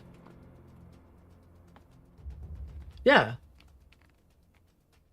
Yeah, I was going to say, it is Sans'. It's not Papyrus's. Papyrus's bops as well. Papyrus's is great. It's all great. The soundtrack for Undertale is the reason I played Undertale. I wouldn't normally play those kind of games. I'm not into turn-based RPGs at all.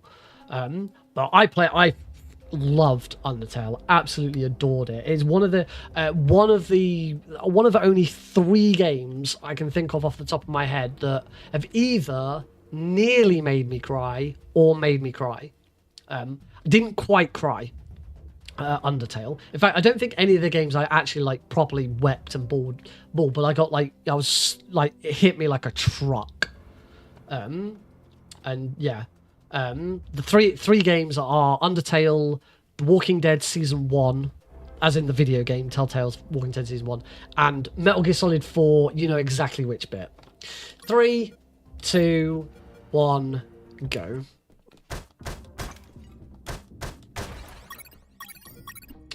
Alright, we are off. So, we get a key from this guard. We pretended to have a noose. Act 3 final cutscene. Jesus. Actually, Act 3's final cutscenes, yeah, I did cry. I wept with relief that Act 3 was fucking over.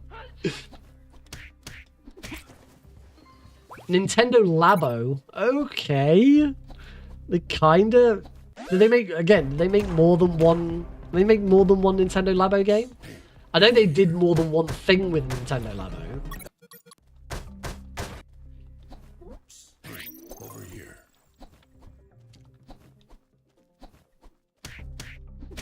Oh, it is the oh yeah, that's not that didn't make me cry. I suppose it might have made me cry with laughter. It is the funniest shit ever. I mean, it completely works for the story. Don't we say it's hilarious to watch, but it completely works because Metal Gear is so tongue in cheek and it doesn't take itself seriously. It works so hilariously well.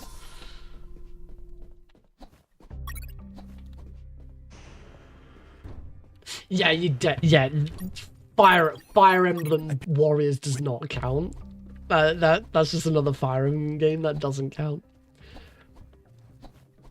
Never really been into Fire Emblem either. I've never played a Fire Emblem actually. I was going to play Fire Emblem, I'd play Advance Wars instead. There's a series they fell on.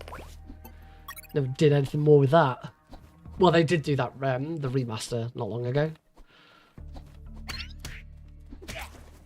The Nintendo series I actually do play and enjoy. Smash Brothers. I played a bunch of Smash Brothers. Do genuinely enjoy, and I got my Switch. Well, I say I got my Switch. My wife bought me my Switch. She bought me my Switch for Christmas. Many years ago, obviously. Yeah, she bought me the Smash Brothers version. So it came with Smash Brothers. That was the only thing I really wanted my Switch for, was for Smash Brothers.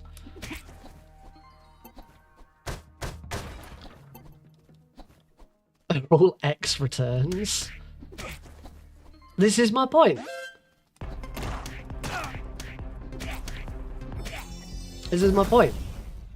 Nintendo don't have new ideas, but I guess the argument against that is they don't need new ideas because they're so good at making what they make with their existing ideas.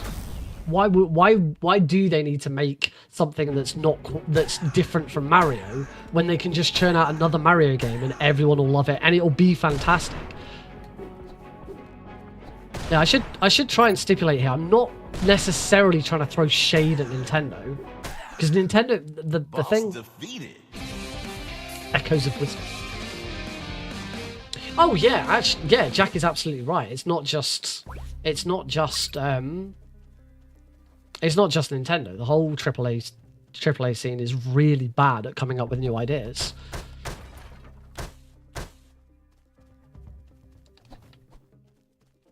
And that's why indie developers continue to be so important, because some of the best new IPs that we're getting are coming from indie developers. You've only got to look at Hellblade to see just how amazing new IPs can be from indie developers. And I hope that yeah, why else are we getting a new COD every freaking year?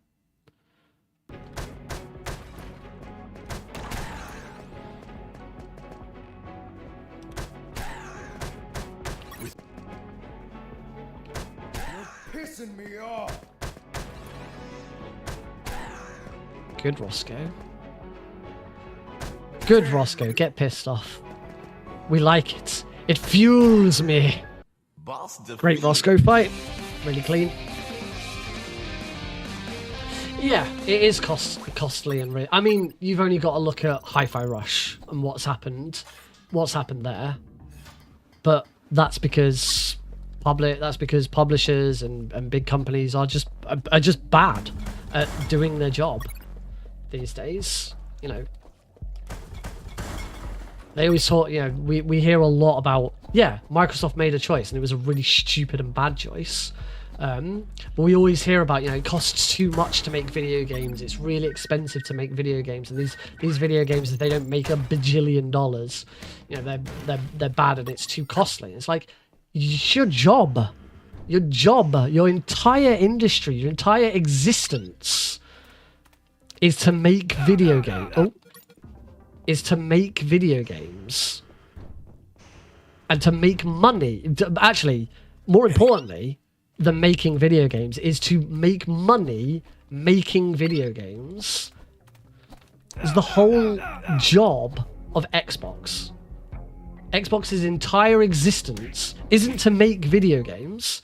Absolutely isn't to make video games.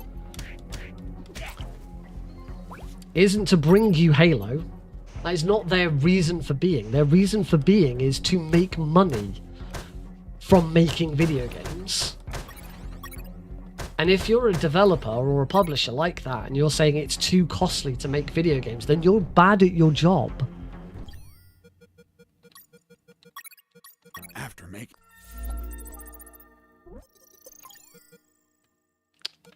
Not thinking.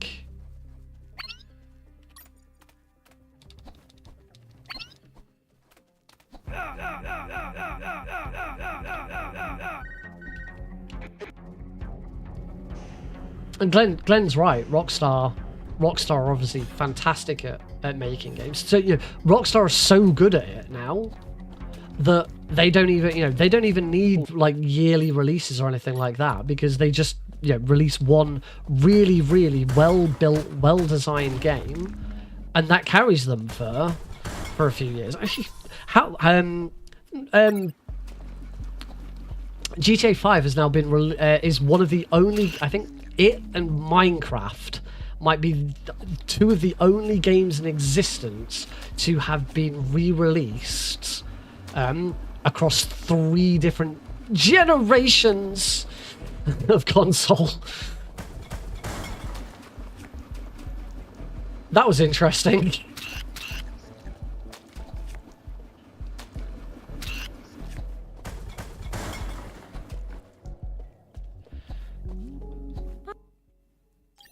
Oh, Skyrim, yeah. Has Skyrim been released again on... Yeah, I was going to say, has Skyrim been released on the current gen?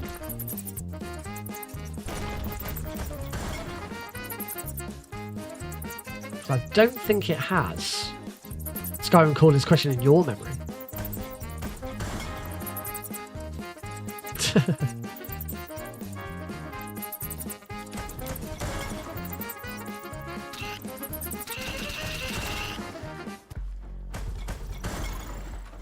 Whoops, I was supposed to pick that up. Doom. Yeah, but Doom wasn't, like...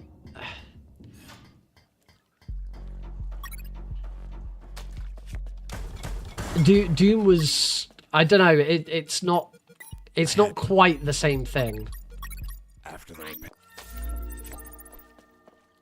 I don't know.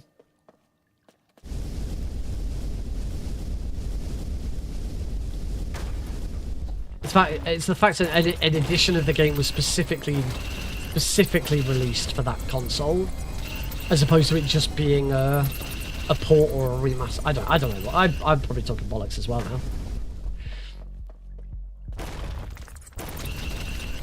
This run's not going very well. Should probably focus on that a little bit.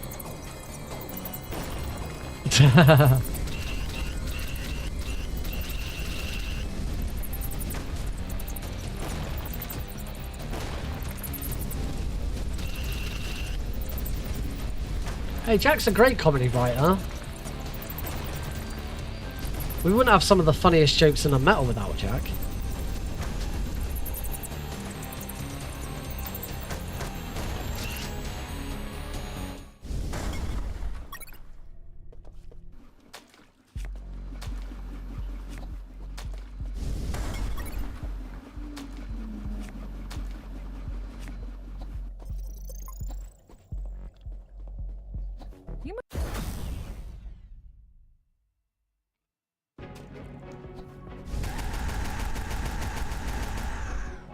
I'm hoping I haven't done enough damage for it to... Yeah, it has. I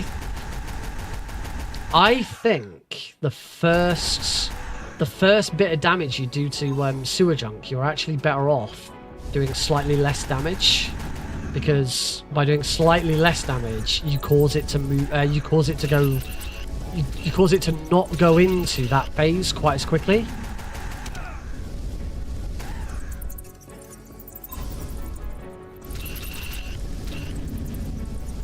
Oh, I can't actually hit it from there.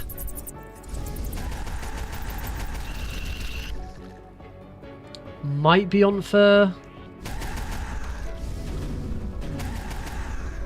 No, I'm not on for flamethrower skip. I did too much damage. Oh, that is the worst possible position. Oh, nearly didn't finish it. Defeated. That would have been great for a non flamethrower skip. That would have been great if it hadn't been the furthest away from the exit. So I waste the most amount of time. God damn it, sewer chunk. Oh, I'll pull back some time there, though.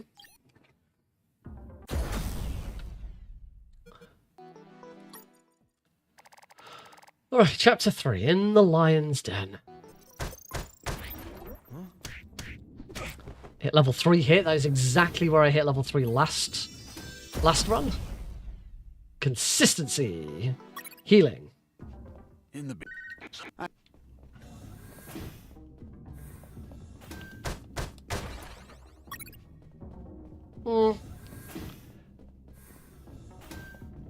They've had plenty of time. You say the industry has shifted.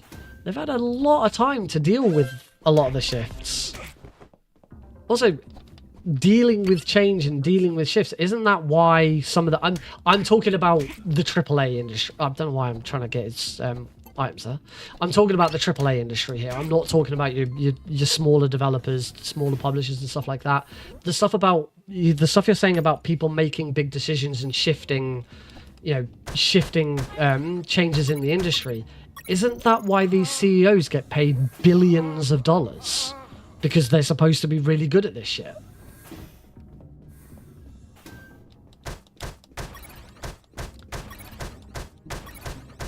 Like, if Phil Spencer's on a salary of, presumably millions, if not billions, if he's not able to make these changes and adapt, so that he's not, having to cut studios and destroy people's livelihoods, what is he earning that money for? Well, what is he earning that money for?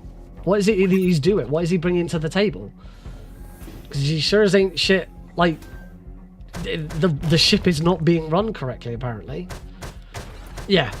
That's the capitalism is the answer.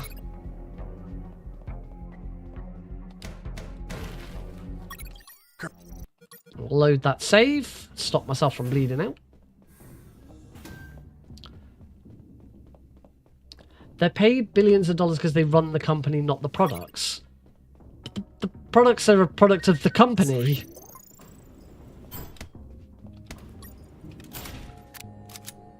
That would be like any other industry. Like, that'd be like saying if the company I work for, if we didn't make any money one year, then our CEO gets off scot-free because technically they just run the company. They don't run the things they don't look after the things we sell. But I don't know, there might be more to it than what you said there, but that doesn't make a lot of sense to me. Yeah.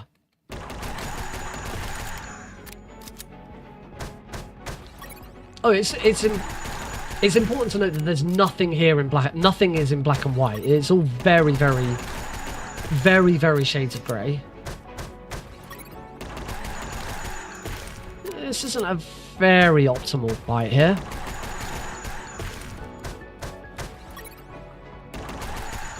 Actually, that wasn't too bad. That might be a gold split. Boss defeated. Ooh, 0.03 seconds behind my best. I said that wasn't a very optimal fight, but then managed to kill it before it dropped box number 6. So yeah, that was actually pretty good.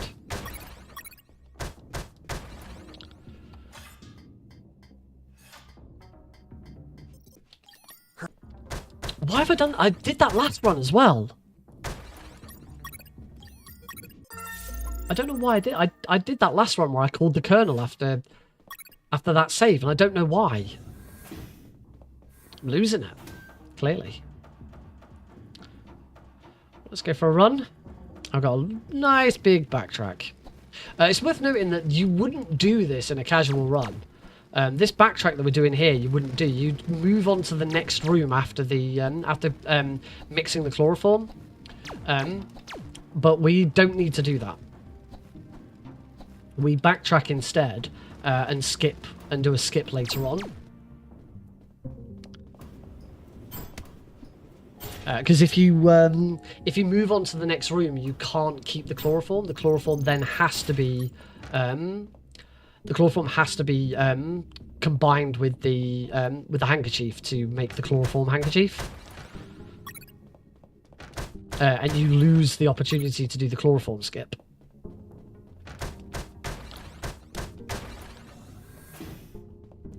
I did once for easy difficulty.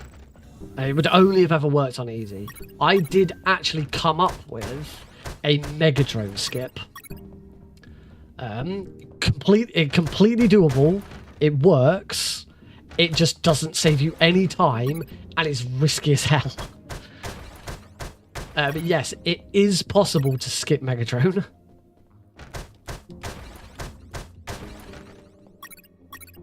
I just wouldn't recommend it because it's really bad.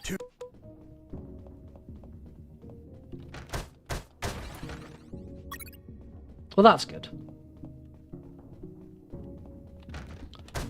Someone's got to look out for him. I think a lot of companies are starting to wise up and do a bit more. We're starting to see a lot more times where, and this particularly comes from smaller developers.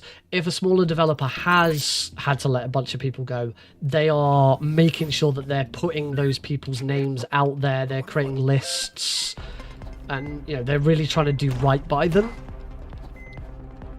It's something I've noticed happening more, which is encouraging at least. I forgot to reload again. I'm gonna open this door and reload whilst I wait for the door to reopen. Yeah.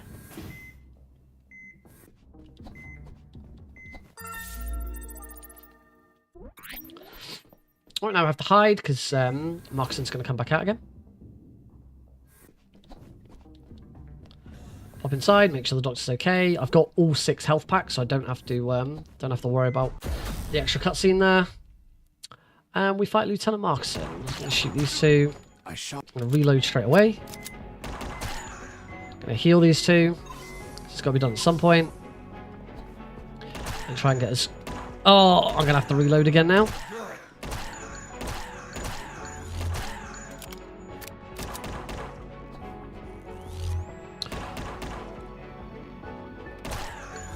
Oh, and I finished the fight over in the far left-hand corner. This is the worst possible spot to finish this fight, because we now have to take Markson's not dead body. We did heal him.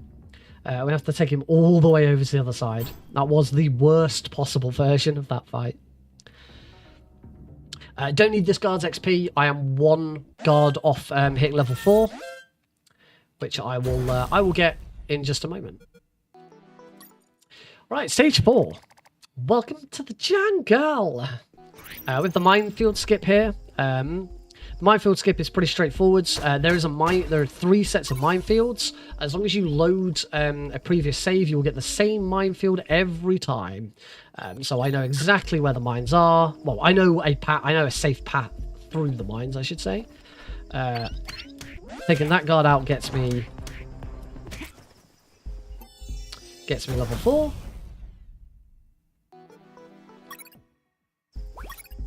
Going to use the potty just to be on the safe side. Glad I did.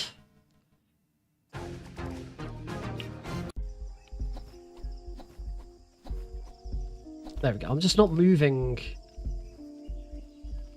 There we go. I should be fine now. It's minefield 2, and minefield 3 is really straightforward. Straight down here. There we go. So now we're just going for a bit of a run. Yeah, just a nice little jog. Jog around the woods, find some bones. Just some bones. Some dead guy. You lose a bit of the comedy with this section. You lose the complete context of this section in the speedrun. Because we have another speedrun trick here. It's sort of a trick. It's not much. Basically, the idea of this section is you're supposed to go round and round in circles, and every time you come back to the skeleton, Jesse thinks it's a new body because he doesn't realise he's going round and round in circles. He thinks that three different people have been killed. He doesn't realise it's the same body each time. You'll notice that I moved around, and then as soon as I got onto either the very top or bottom screen, didn't get hit, nice. As soon as I got onto the very top or bottom screen, I then turned straight back around again. The way the game is coded, all you have to do is hit that screen to trigger the next bit. Ideally, you know, what you should do casually is you'd move to the other side of the screen and go round in a big circle. But yeah, by doing it that way, you just have to move onto that screen and move off to then trigger it. I actually don't need to heal here for the first time in a while. Watch teleporting drill sergeant. There he goes.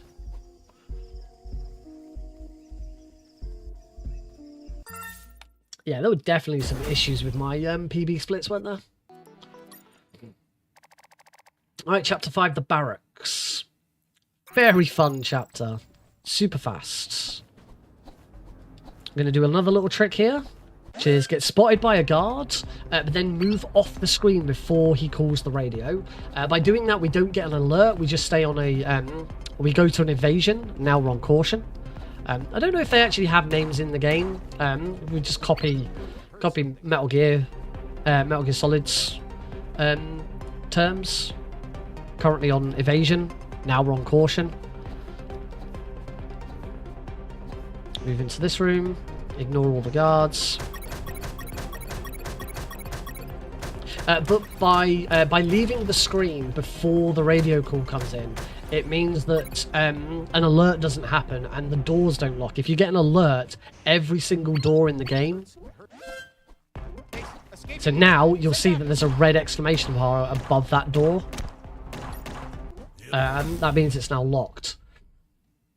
So it means we can get through this this section very, very quickly. Hide as much as you want. Code 3.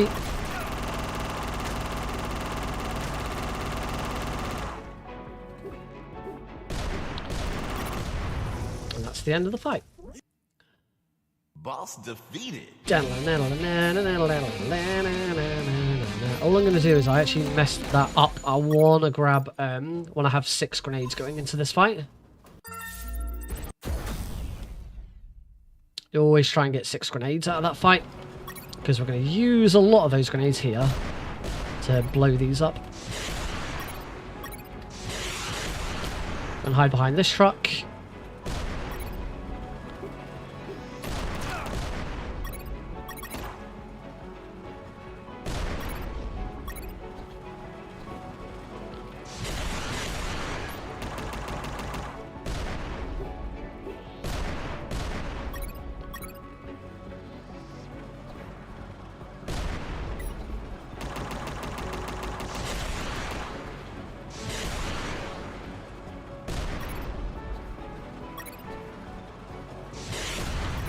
Quite fast here.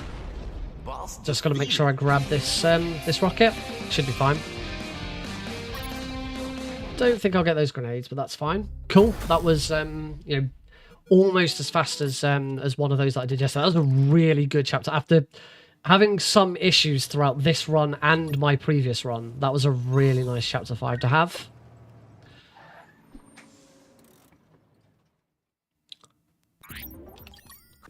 on to chapter 6. You get a bit of a slowdown after such a fast-paced chapter 5. Which tends to be the norm in this game. You have you seem to have like a really hectic chapter and a really calm chapter. Chapter 1's relatively calm. Chapter 2 is very hectic. There's a lot going on. Chapter 3 is a little bit hectic. Chapter 4, nice and calm.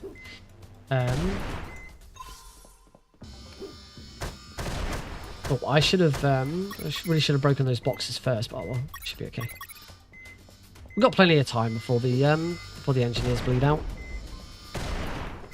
Gonna avoid the health kit. That's, oh, I've already got 6 health kits, so I was right to avoid that health kit. I wouldn't have been able to pick it up. So yeah, chapter 4 slows down. Chapter 5 picks up. Chapter 6 slows down. So on and so forth. Chapter 7, very, very tricky chapter, most difficult boss in the game. Chapter 8, nice and slow. Chapter 9, super difficult chapter. Longest chapter in the game. Loads going on. Chapter 10, actually really easy. For the final chapter of the game and the final boss, very easy chapter. The game, the speedrun certainly ebbs and flows a lot, which is quite nice for speedrunning because it gives you a bit of a break. It's good for marathons because it gives you, times where you want to really sort of pick up the pace and talk a lot and really get into what's going on. And then you get chapters like chapter 6 here where we're in the submarine and we can say, right, now let's just sort of let's chat about about the game and about stuff. And if you've got any messages, if you've got any donations to read out, now's a great time for it. The game is superbly paced. It's one of the best pieces of praises I can give about UnMetal. Superbly paced.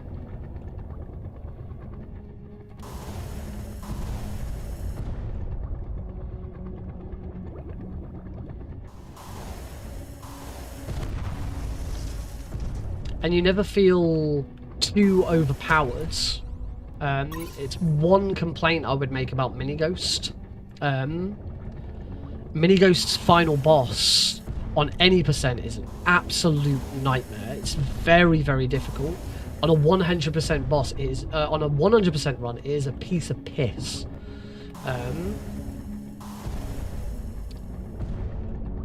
So Minighost's difficulty curve is a bit off, but that's kind of the nature behind a Metroidvania. The fact that you have the complete option as to how much or how little of the game you do. So I say it'd be a complaint I make about Minighost. I don't think that's fair. It's not a complaint. It's just different. But as I say, it comes with the territory of that style of game.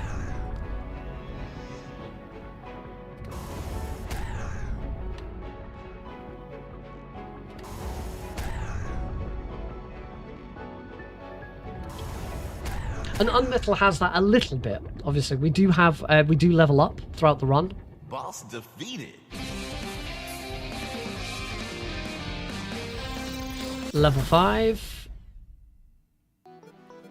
Gunslinger, do not take camouflage. Most useless skill in the game. That's a good chapter. Pleased with that chapter. Now on to Boondocks, and as I said before, the most difficult boss in the game. I have been rerouting the way I do some of this. I don't need to go to the secret room. So what I'm going to do is I'm going to wait for the boat. Grab the money. Actually, I should grab the money first if I'm going to do this. Now I'm going to save it here. Yeah, I really should grab the money from the bottom first. I heard something.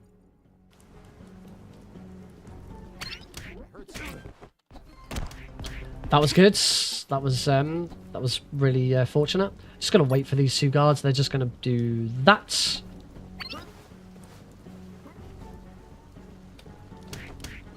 Easy enough. That was a really nice section. That can be really hot. If you get an alert in that section, it's a massive time loss. So really, yeah, really pleased with that section.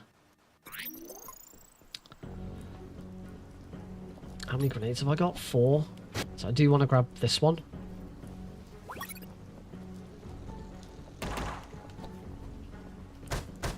I need to grab that one. I should grab 1 more grenade from here. 7. I'm now going to use another potty.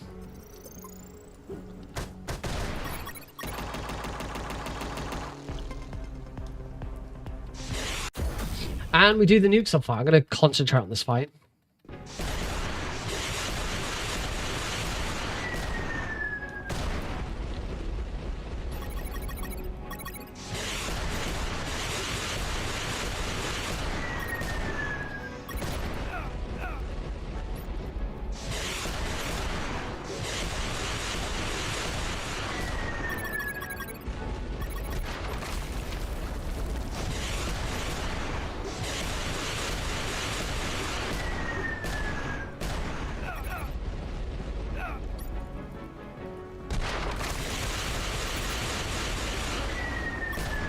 Oh, damn it.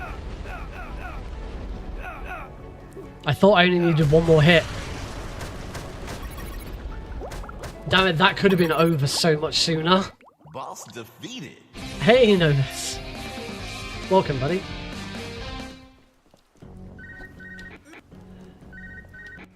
Novus in chat here is the voice actor for Jesse Fox.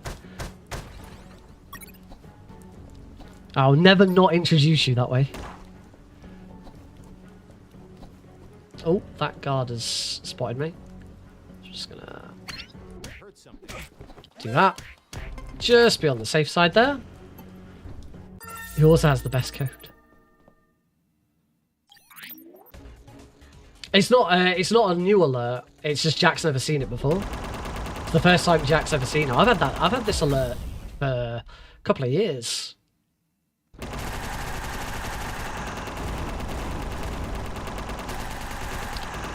Oh, it's just a little far over. Yeah, it's not new.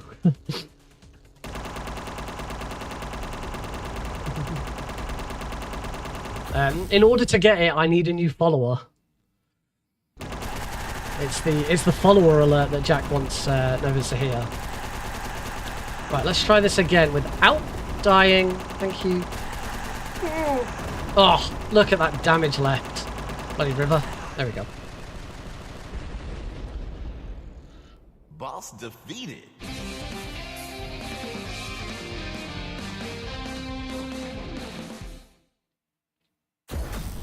Stage complete. Okay, so after all of that, I'm now only 10 seconds behind. I was actually massively ahead after nuke sub. My world record has a terrible nuke sub then, apparently. Oh, there's so much time saving this run. But I'm still 10 seconds behind, so we're going to focus on this. We could pull this back. Depends what happens in stage 9, really.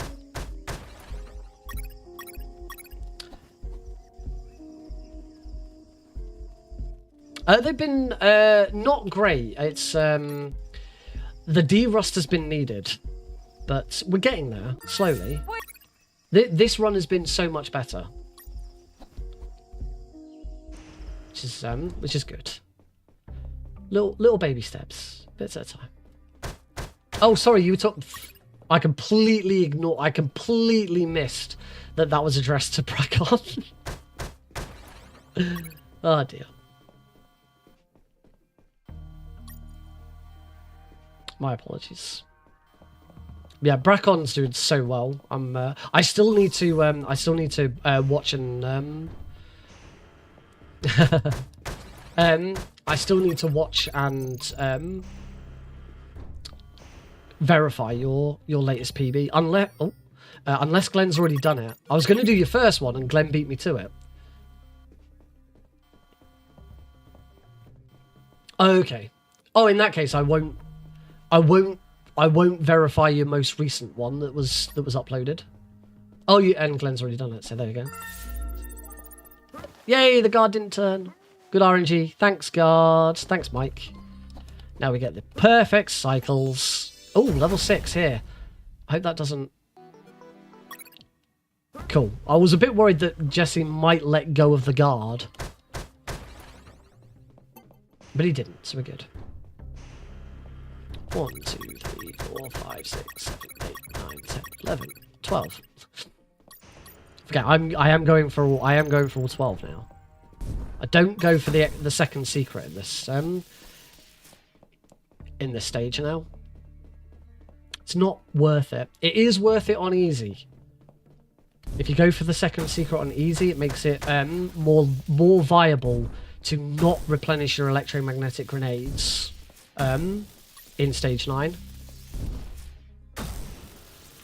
But on hard, you absolutely must replenish your electromagnetic grenades in stage 9. So it's worth using the extra ones and not going for some of them. It's like we can do this one.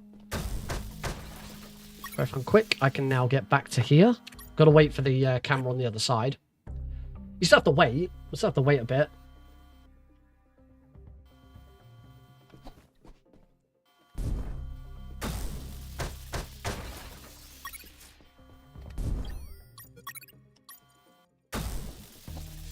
But you can do it just that little bit quicker.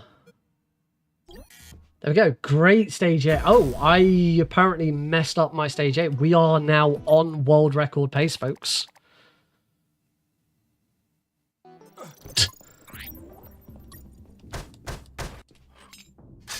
Yeah, when you're not great at speedrunning verification. Alright, Scandinavian guards. Send backup. Gonna run this way. Roll, roll, roll, roll. Lots of rolls. There's lots of guards. It's quicker to move whilst we roll. Down here, grab the blood bag. Very, very important item. I never know how many grenades I've got. Never know whether I need to go in. I need to get more grenades. Exterminators on hard are really bad. You have to go exterminators if you're doing unperfect. Unperfect. One of the requirements for unperfect is you go exterminators. Base. Area is clear. What? That Scandinavian guard, I immediately claimed that the area was clear. Base. Escaping prisoner. Send backup. Oh, I dodged. Oh, either dodged or the or had the bulletproof vest deal with every single one of those shots. That was beautiful. Right, now do our next safety strat that I've started doing, where I use this toilet to replenish my 3 potties. So it allows me to use more potties throughout the run, which makes life just a little bit safer. Use a potty in here. Oh, that is a nasty... I think I'm going to be okay, because I think I can get away from the other spider bot without it catching me up. It's only this bit that's a little... Oh, that didn't... Okay, immediately load. That is nasty.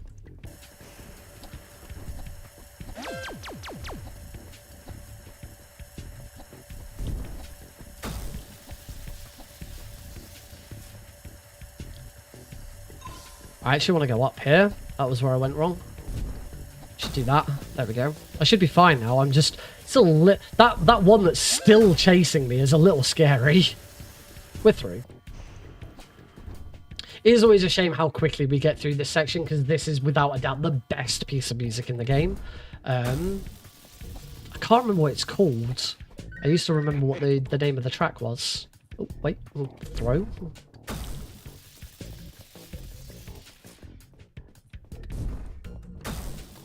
Because you don't, the piece of music really kicks in a little bit later,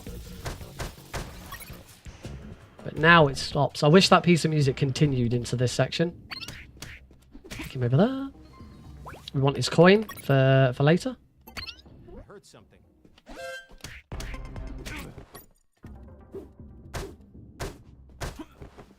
Take him out from a distance. I've got 8 of those. Do you want the bullets? Those bullets are kind of important at this point. Otherwise, if we don't collect those bullets, we might run out in the labyrinth. I'm gonna immediately heal. Wasn't expecting. Beautiful robotic spiders. That's it. Amazing track. I love it. Don't need to heal because usually I would heal on that elevator, but I'm already healing, so we're all good. Right. Now we've just got the roof sections. There's not really much going on here. It's a little bit slow. Shoot those down. I grabbed extra ammo, so I should be fine getting these like that. It's a little bit quicker. Yeah, it's only the second half of Beautiful Robotic Spiders that... I mean, the first bit, the bit that we hear is really cool. It's really funky. But the second part is... it's just got a really funky tune and a really nice bass line. Nice.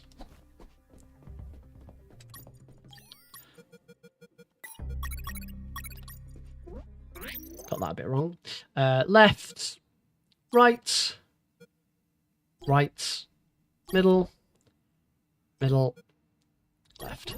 Of course, I said that you only have to take exterminators on unperfect because it's unperfect by its very nature. You don't ever get into any confrontations with them. You have to take them all out stealthily, and it's tricky. It's tricky taking out all of the exterminators on stealthily because you have to You have to use explosions, and explosions will alert other exterminators. So it's like the very first... I think the very first room is the most difficult. You have to throw an electromagnetic grenade at one of them, shoot the other one with a missile, and then take out the first one. It's... yeah. Tricky room. I heard something. Okay, want to use... potty here. This is horrible room. We just have to deal with these guards as best we can. It's gonna wait. I think this one's gonna turn.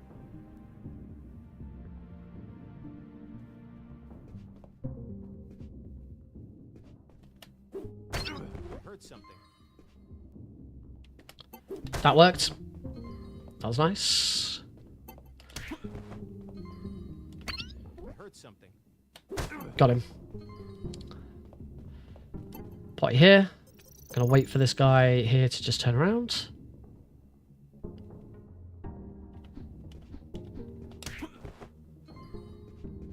As for this guy, this one might be a bit more tricky. Is he gonna spot that that guard has been taken out? What was that? No, I'm gonna have to... There we go, that works. Cool. A little bit slow, but not that bad. I've actually used all of my potties here. I want to play this safe and take a save just in case.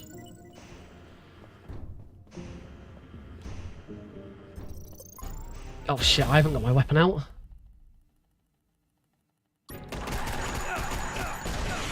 There we go, we're good. And I leveled up. I take medical expert, because why not? Doesn't matter. If you're doing an all achievements run, you take medical expert. Cool. That's how was I then behind? Oh, I lost so much time. Oh yeah, because I had to do the red room twice, didn't I? Yeah, there goes world record, probably. Yeah, oh yeah, Bracon. If you've been finding this room hard, prepare for doing it on hard. Absolute nightmare. I think there's only one extra guard on hard compared to easy, but it's enough. And the major difference is on easy, if you get spotted right next to one of them, you can punch them and they won't call an alert in. There is a very, very, like half a second you've got to punch them before the alert comes in. On hard, there is no time. If one of them spots you, that's it, you're done. I have had runs where I have just taken the alert and just dealt with it. Because... oh, why am I doing that? Because they are so... because they're so weak, and they go down in one punch, you can just... you can just move into a new room and sit on the edge. Move into a new room, sit on the edge, and just punch them as they approach the edge. And it's really easy to just take them out.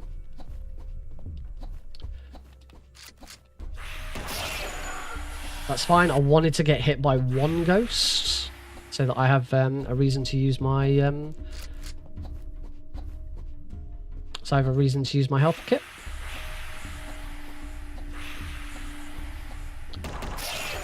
Do not want any health kits going into the final boss.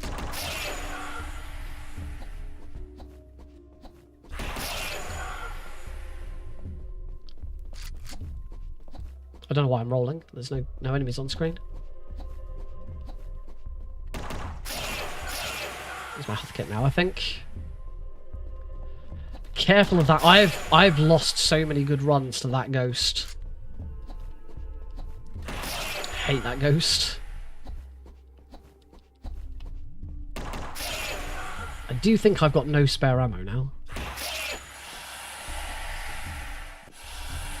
That wasn't ideal. I didn't do the second shot.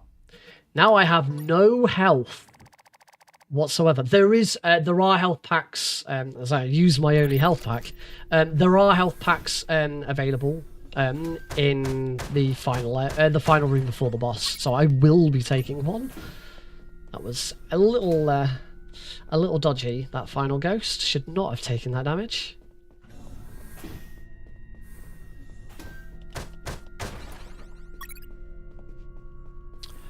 Oh, so as I said before, after a really stressful and hectic stage 9, we now move into stage 10.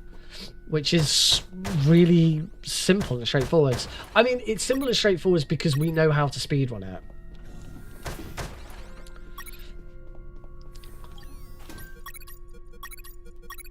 Why were those all on the same row?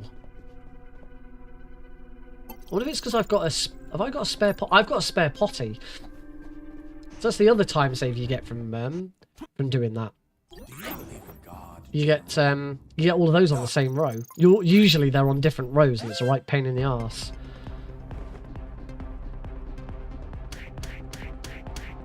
Kick, kick, kick! I love the triple kick. It's slower to do, but you can get a quadruple kick because there's 4 guards here. You shouldn't do it because 1 guard should get past you. So one guard always gets past not always gets past you, but 1 guard usually gets past you, like that. And it's quicker to not take him out, obviously.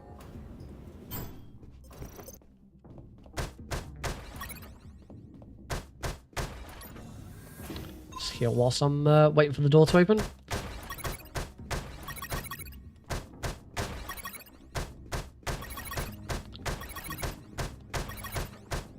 For the final boss, 4 ammo crates for the pistol should always be fine.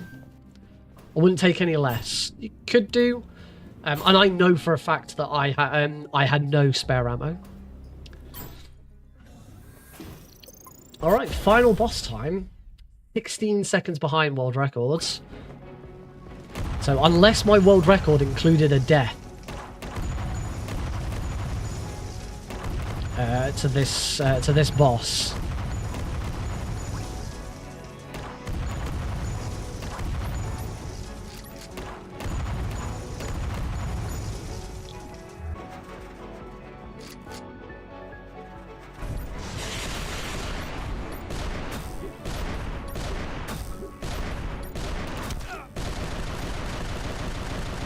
Nope, there we go, world record not achieved. But damn, we were close. Can I do phase 1?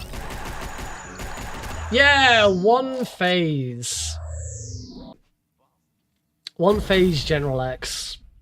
48-27.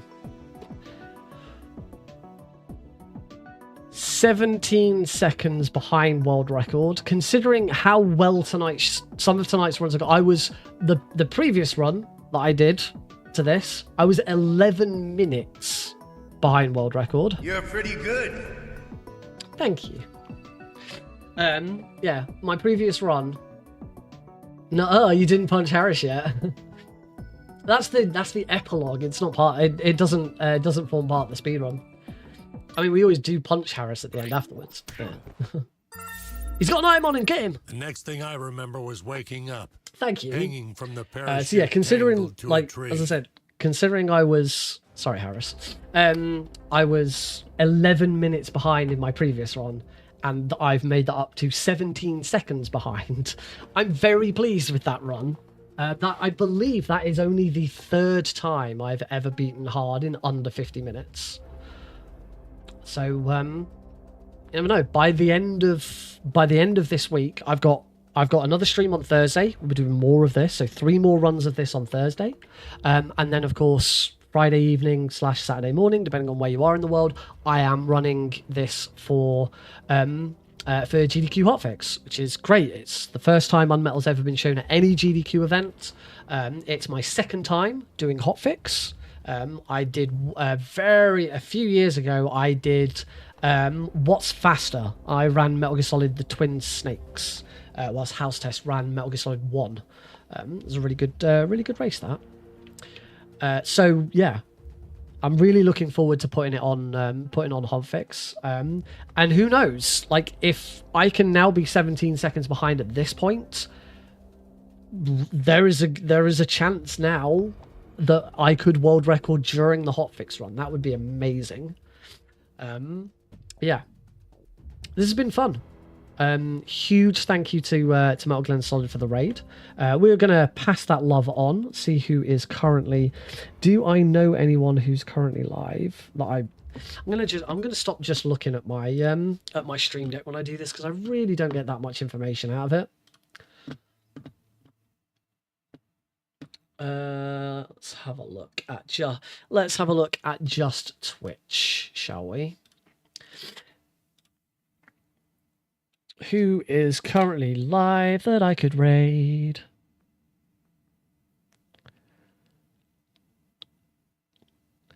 No one that I'm like. There's a couple of channels that I'm following, but it's mainly like GOG and Games Done Quick. Oh yeah, Team Fortress 2 is on as seen on TV hotfix tonight. How on earth is A, how do you speedrun Team Fortress 2? And B, why is it as seen on TV? Is it because it's a mod? It's not a mod. They're just playing TF2. It's man versus machine. That makes sense. Man versus machine makes sense for a speed run. But I don't understand why it's on as seen on TV. Because as far as I'm aware, and correct me if I'm wrong, the GDQ Hotfix show as seen on TV is for speed runs of TV shows. Correct me if I'm wrong, but Team Fortress 2 is not a TV show. So I'm not quite sure how Team Fortress 2 fits it. I'm going to have to... Shovel Claws is commentating here, and Limey is the first runner. It's 4 I think it's either 4 or 6 of them running. Limey's the first runner. Both of them are in Pixel Perfect. No, not games that are also TV shows. Games based on TV shows. So like SpongeBob games would be suitable for it. Mickey Mouse games, show games based on TV show. Bluey the video game would be on it. So yeah, I'm not quite sure what, unless there is something else behind as seen on TV. I know where to find out. As seen on TV, GDQ, YouTube, the playlist, the GDQ playlists on YouTube explain what they are. Or they used to. It doesn't now. Well, that's not helpful. I did once create a graphic that helped explain them all. I'm wondering if there is something else. Yeah, I once made a graphic and I've got no idea where where that graphic is, where I kept it. Yeah, I say I'm sure there is a second thing behind as seen on TV. It's not just shows that are on TV, games based on shows on TV. I'm sure there's something else behind it. Did Roy pin it in Marathon Chat? No, he didn't. Because I know Roy and Roy's server absolutely loved the graphic that I made. I mean, it should be. I should have it saved somewhere on my PC. But I'm really bad at saving things in useful locations. Basically, I once made a graphic and posted it on Twitter to say this is what all the different hotfix shows are, because I was trying to find out. I was like, which hotfix shows would it be suitable for me to submit to? So I tried to find out, and eventually found out. I thought, oh, I'll make a little graphic that makes it nice and easy to see, and yeah, that helped. Let's just swap over. Oh, let's swap over to this cam. And I said I need a new. I said I'd need a new follower, but it doesn't look like we're getting a new follower. So I can do a repeat of a previous follow. We have had one follow tonight. So here's a repeat of a previous follow so that Noviz gets to see the follow alert. New follower.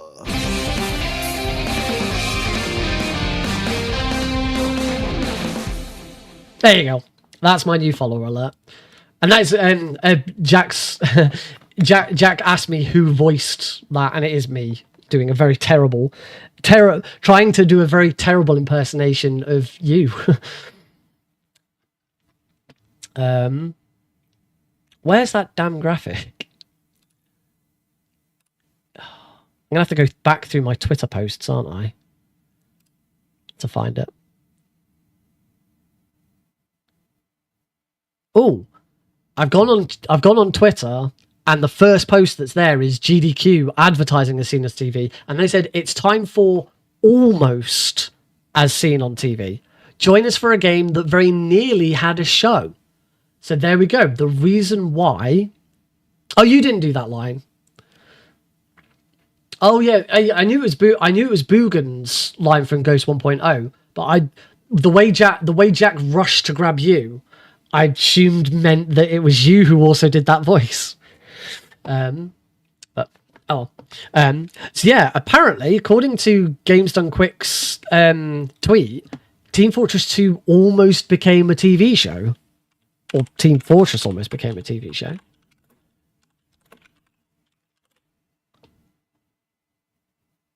Yeah. Team Fortress almost had a TV show. Well, I never knew that.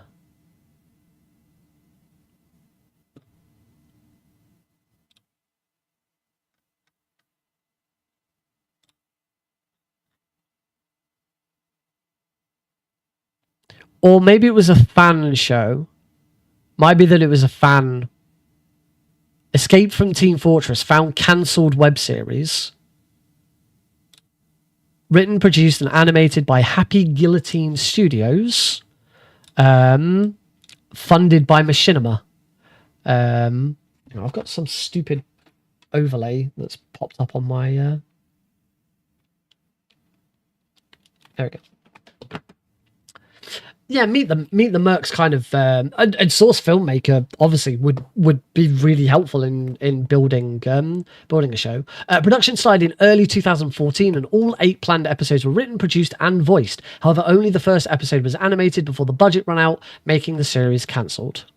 The series revolves around 3 friends, Gary, Simon, and Lisa, who haven't seen each other in years. They reunite for a game night and end up being transported into Team Fortress 2. Lisa gets captured, so Gary and Simon join forces with other people who've been sucked into the game to rescue her and return to their normal lives. Well, there you go. I didn't know that. You learn something new every day. Now to go back to Twitch for the actual reason I was here in the first place, to see if we could find someone to raid. I wonder if anyone else is playing on. No one else is playing on Metal. Is anyone playing Pampas and Celine?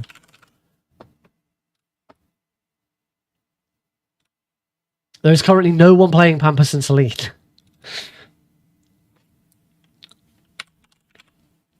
Is there anyone playing Metal Gear Solid 1? probably loads of people.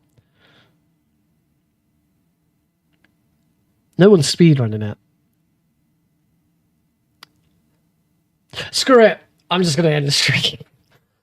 All that deep dive into Team Fortress 2 just to get to the other side of, I can't find anyone I want to raid, so we're just going to just end the stream. Thank you all very much for joining in. I hope you've enjoyed it. And thank you once again, Glenn, for the raid. Join me on Thursday for more UnMetal Any Percent Hard. Hopefully, there could be a new world record, because, say, I'm 17 seconds behind, and there were problems in that run. If I'd not messed up Red Room, if I got Red Room right first time, that would have been world record. So it could happen on Thursday, could happen during Hotfix.